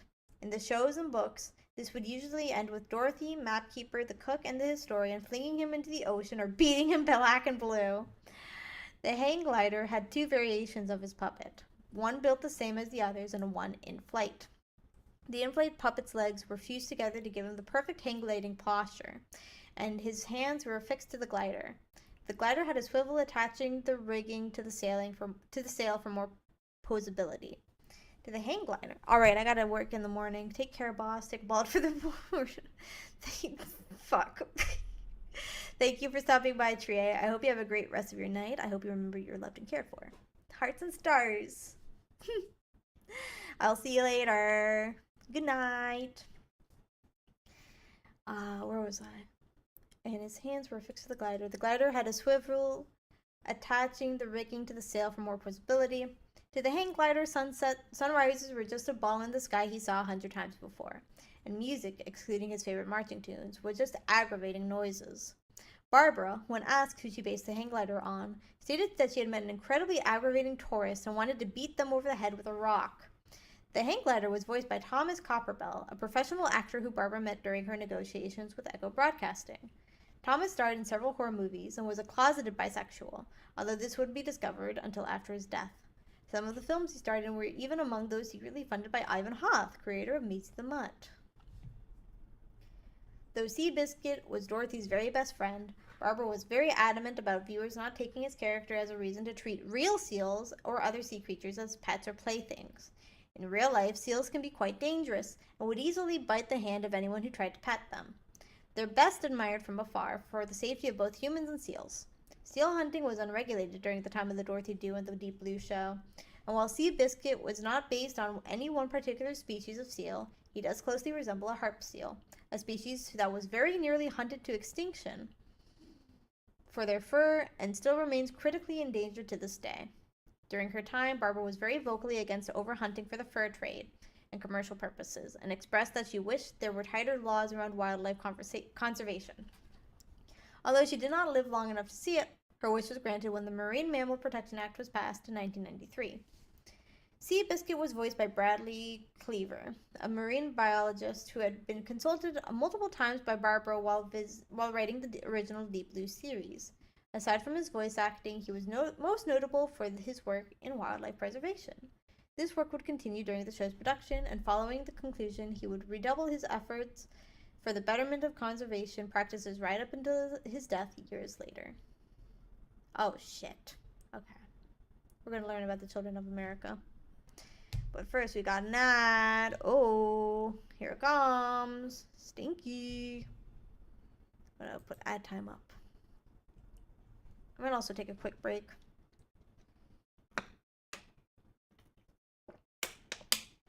I don't really need one. I think I will be okay. But I'm probably going to call it after this particular webpage because I'm getting a little eepy. How much longer do we have? Oh, got a lot. Okay. We got plenty of reading to do. I like all the reading. The trio would typically be voiced by an alternating cast of men and women pulled off the street by Barbara. And as such, their identities were very much interchangeable, which, according to Barbara, was the point of them. To her, they represented the countless drowned sailors and seafarers of the world that floated endlessly through the deep blue sea. They were a haunting echo, a solemn reminder that as fun and freeing life on the ocean could be, that more often than not, those who called the waves their home would eventually be claimed by those very waves. The shipwrecked trio were impartial to Dorothy's adventure and simply enjoyed floating along after him. They would not intervene during strife, nor would they ever directly communicate with Dorothy or the other characters.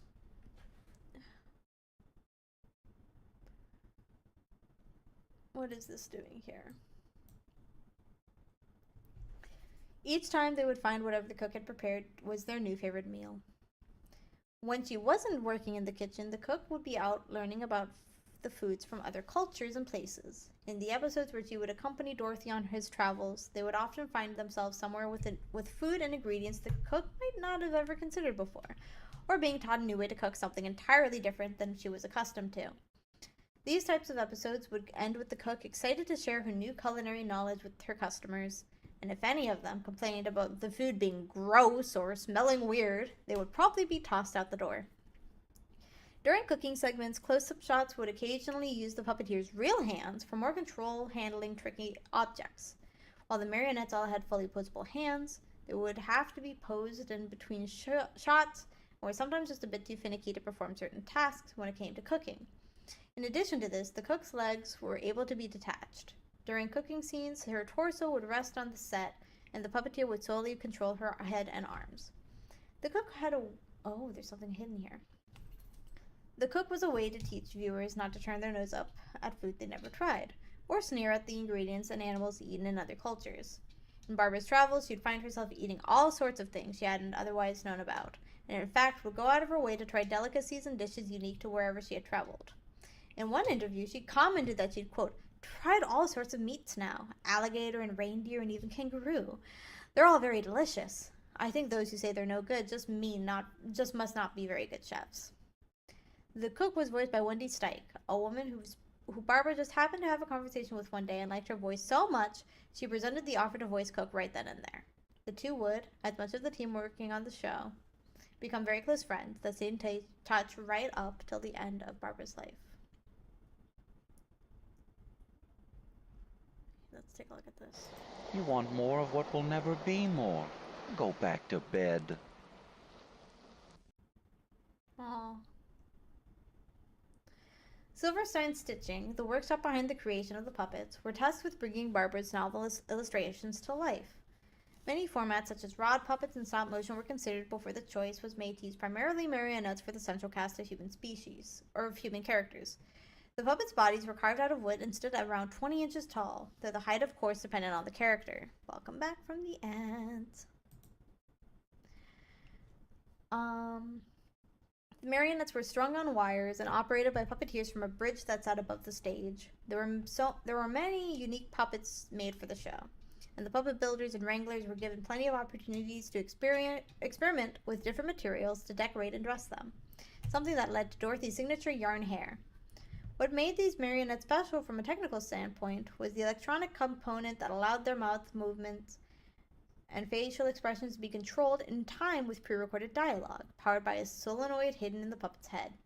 This feature took much trial and error to perfect, and on the day, Patty Greenbale and Matthew Pollock, lead puppeteers at Silverstein, who were in charge of overseeing puppet construction for Dorothy Doo, finally managed to get it to work correctly. Barbara literally jumped for joy. For those unaware, typically a marionette with eye or mouth movements would have those features be controlled through the use of a string, similar to the limbs. The string is attached to the facial element inside of the head, and the puppeteer would control it by pressing or pulling against the string. This electrical aspect allowed the puppeteers to focus on the characters' movements during scenes, putting their energy into the acting rather than controlling both body and facial expressions at the same time. Non-human characters such as Seabiscuit and Brightfin were different, however, made more so in line with Silverstein's typical foam and fabric constructions. Their body's base would be built out of flexible foam and covered with fur, fleece, felt, or other fabrics to give them an animal-like feel. They were controlled by hand and rod, with the puppeteers hidden behind or below the set. While some tried to hide the puppetiness of a puppet made for television, Barbara adored and encouraged the artists to lean into the fact that they were handcrafted. Obvious seams and wood textures were visible among the characters, just as they had been in the novel's illustrations. Dorothy and his friends' wooden joints and wood grain limbs were proudly displayed and gave the puppets a certain charm.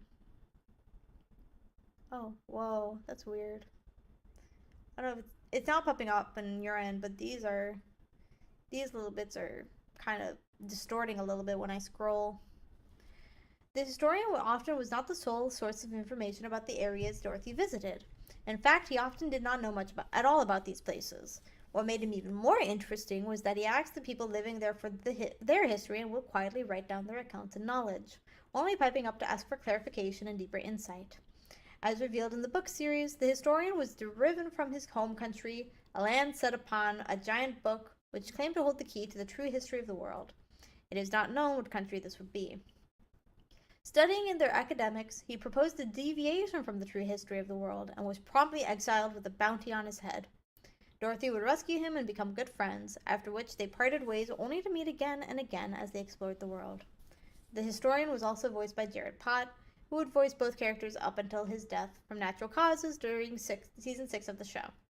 This, along with the weariness gained from working on the animated film, was another contribution towards Barbara making season 7 the final season of the series. One day we will all become history, and there are those who will cling to the lever trying to pull it backwards. But eventually, the turn becomes too strong to withstand longer. Yes, back home, was it? I'm afraid I must have misplaced my notes, but I would be happy to tell you about it someday, Dorothy. History is just one of many places, so Dorothy, my boy, I ask you this. When history moves forward, what happens to everything before? Do those places still exist? Can they be revisited? I wouldn't recommend it, but it's interesting to think about, yes? Yes. By my estimates, this statue has been here for 4 centuries. But 4 centuries? I'm not a geologist, so why are you asking me about it? You're a historian. Take care and stay well, Dorothy. Aww. Ooh, more drawings of the, I don't remember their name. Shit. The Captain Cadaver. In her first show appearance, the character would enter the plot mid-episode in a sudden shift of tone that was extremely startling for viewers. She would nearly defeat Dorothy before being hurled into the sea by Seabiscuit. Following this, Barbara would receive a great deal of pushback from critics pressuring her to remove the character from the show. However, the author refused to comply with their demands. Barbara had gone on record stating that she felt, although the character was scary, she was an inseparable fact of Dorothy's story. This reflected a refusal to tone down her literary works for the sake of comfort, which made the series popular in the first place. Captain Cadaver would appear in the first book by Dorothy Blue.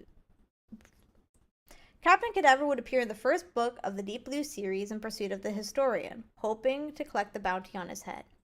After being outsmarted by Dorothy, she would swear vengeance and reappear again and again to menace Dorothy until their showdown in the final novel of the series. In the books, Cadaver resented the term pirate, refuting anyone who would call her as such, and explaining in the first novel that she was a former pioneer of the world. However, according to legends recounted to Dorothy by other characters, the origin of Cadaver was that of a former British Navy officer from a country that, in this series, had long sunk beneath the waves. Surviving by some supernatural force, Captain Cadaver would continue to sail the world, growing older and more twisted over the series until she became less of a person and more of a monster whispered about in frightened tones. It is unknown who voiced Captain Cadaver. However, rumors are that Barbara herself took the role. Whenever Cadaver appeared in the show, all silliness left the scene. There was no room for jokes or lightheartedness when the character was around, and even Dorothy would occasionally cower in place. This was something Barbara was extremely strict about. In the books and show, Cadaver would travel in a single rotting boat encrusted in jewels and gold. She would pollute the water wherever she went, and, as shown in her art, she regularly collected body parts to add to herself. Right over here. I was wondering what this was. As mentioned before in the show, she would simply be thrown overboard, never to be seen again. In the books, however, she would battle Dorothy at the edge of the world and fall into the water, at which point she was accosted by ancient fish hooks and nets from the past. They would tangle in her legs and arms before dragging her to the bottom of the ocean. But not before she promised that... What? Oh, shit. Oh, come on.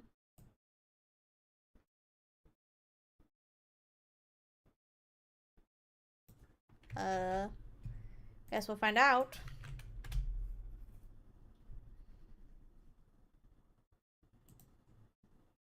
In time, I will untangle myself and rise again. Ooh. Nothing else, I assume. In time, she will untangle herself and rise again. Captain Cadaver's puppets were perhaps the most convoluted design to work with during the show's production. Her many limbs and moving parts required multiple puppeteers to control in order to avoid crossed wires, and to get more precise movement scenes involving her were filmed a little slower than normal, later sped up ever so slightly during editing. Cadaver had 2 different puppets, one marionette like the rest of the human cast, and one wooden hand and rod controlled puppet that was much larger, to make her scenes rising out of the waves feel overpowering and intimidating. Dorothy Doo, is it? Why don't you just hand over that historian and we can part ways? I like her voice. I hail from a great empire, now sunken beneath the waves.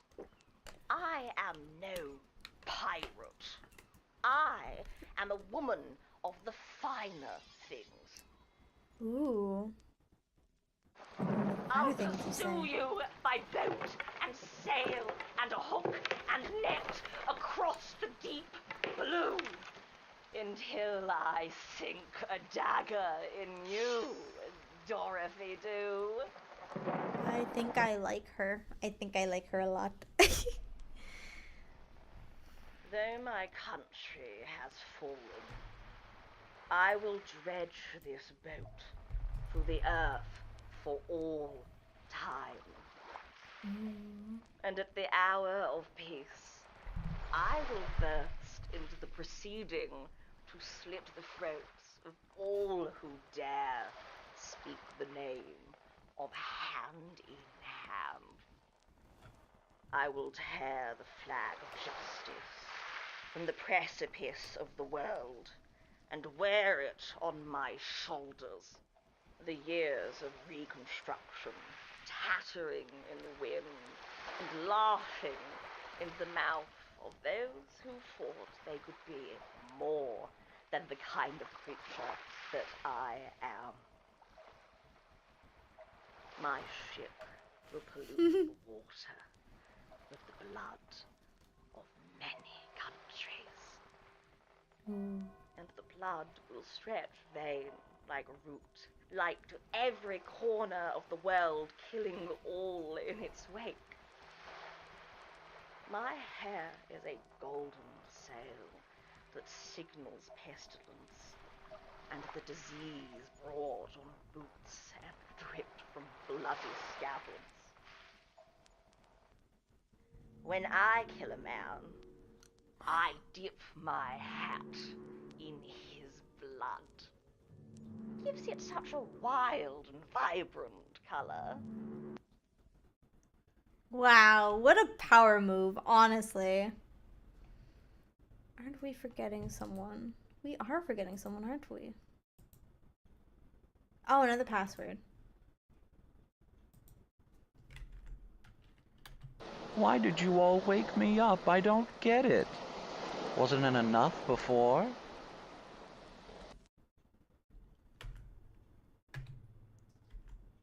We saw that one already. Saw that one. Let me go back to bed. Let all of us go back to bed. They don't want to be remembered. Oh, we saw that already. This place is so unfamiliar. It's wet, it's dark, and from every ceiling hangs fish hooks and nets. From the corners of my eyes I see figures with white shirts skirting around the stage and between the wall props.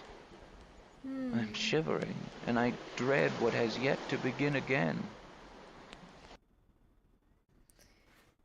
I want to continue, but it is 11:30 at night. I should probably go to bed.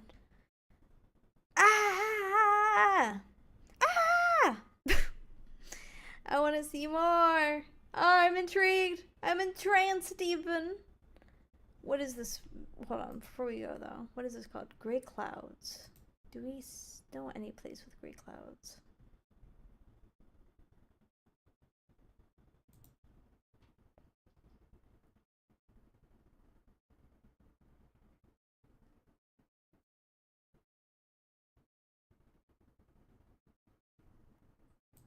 I think I'm going to call it a night here for now. I do want to continue exploring the Pendog Creative Library. And I think I will once another update comes out, because I fear I am on page... What is it? Page 15 out of 23 of the entire thing. Of the entire document. So perhaps we will look more into it at a later date. But for now, I'm going to go to just chatting. Here we go. Wapa. Big move. Big zoom. I'm eepy. All that talk about sleeping has me eepy. But thank you everybody who came by tonight. Thank you to everybody who stopped by to watch my silly little stream. Ooh, silly goofy. In the meantime, let's see if we've got anybody to raid right now. I'm perceiving. There we go, perceiving.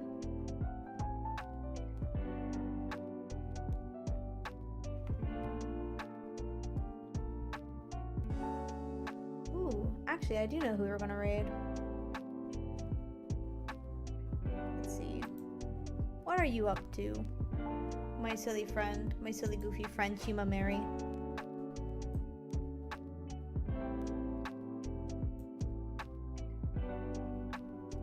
Oh, I'm in an ad. Gotta give it a few seconds. But I have a friend named Chima Mary who I think we were... Oh, she's playing Phasmo! Hell yeah! I will be raiding Chima.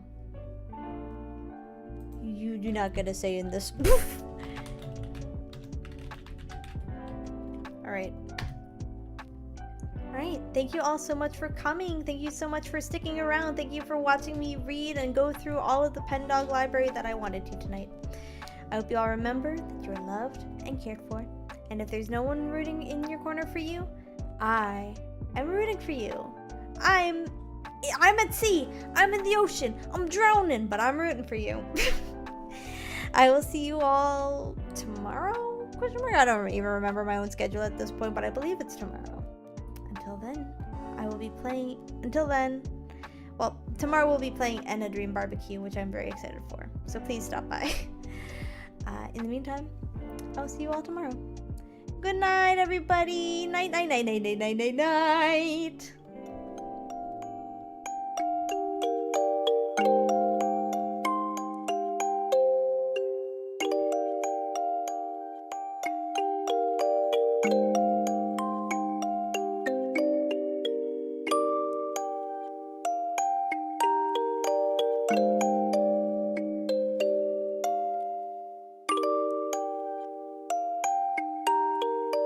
you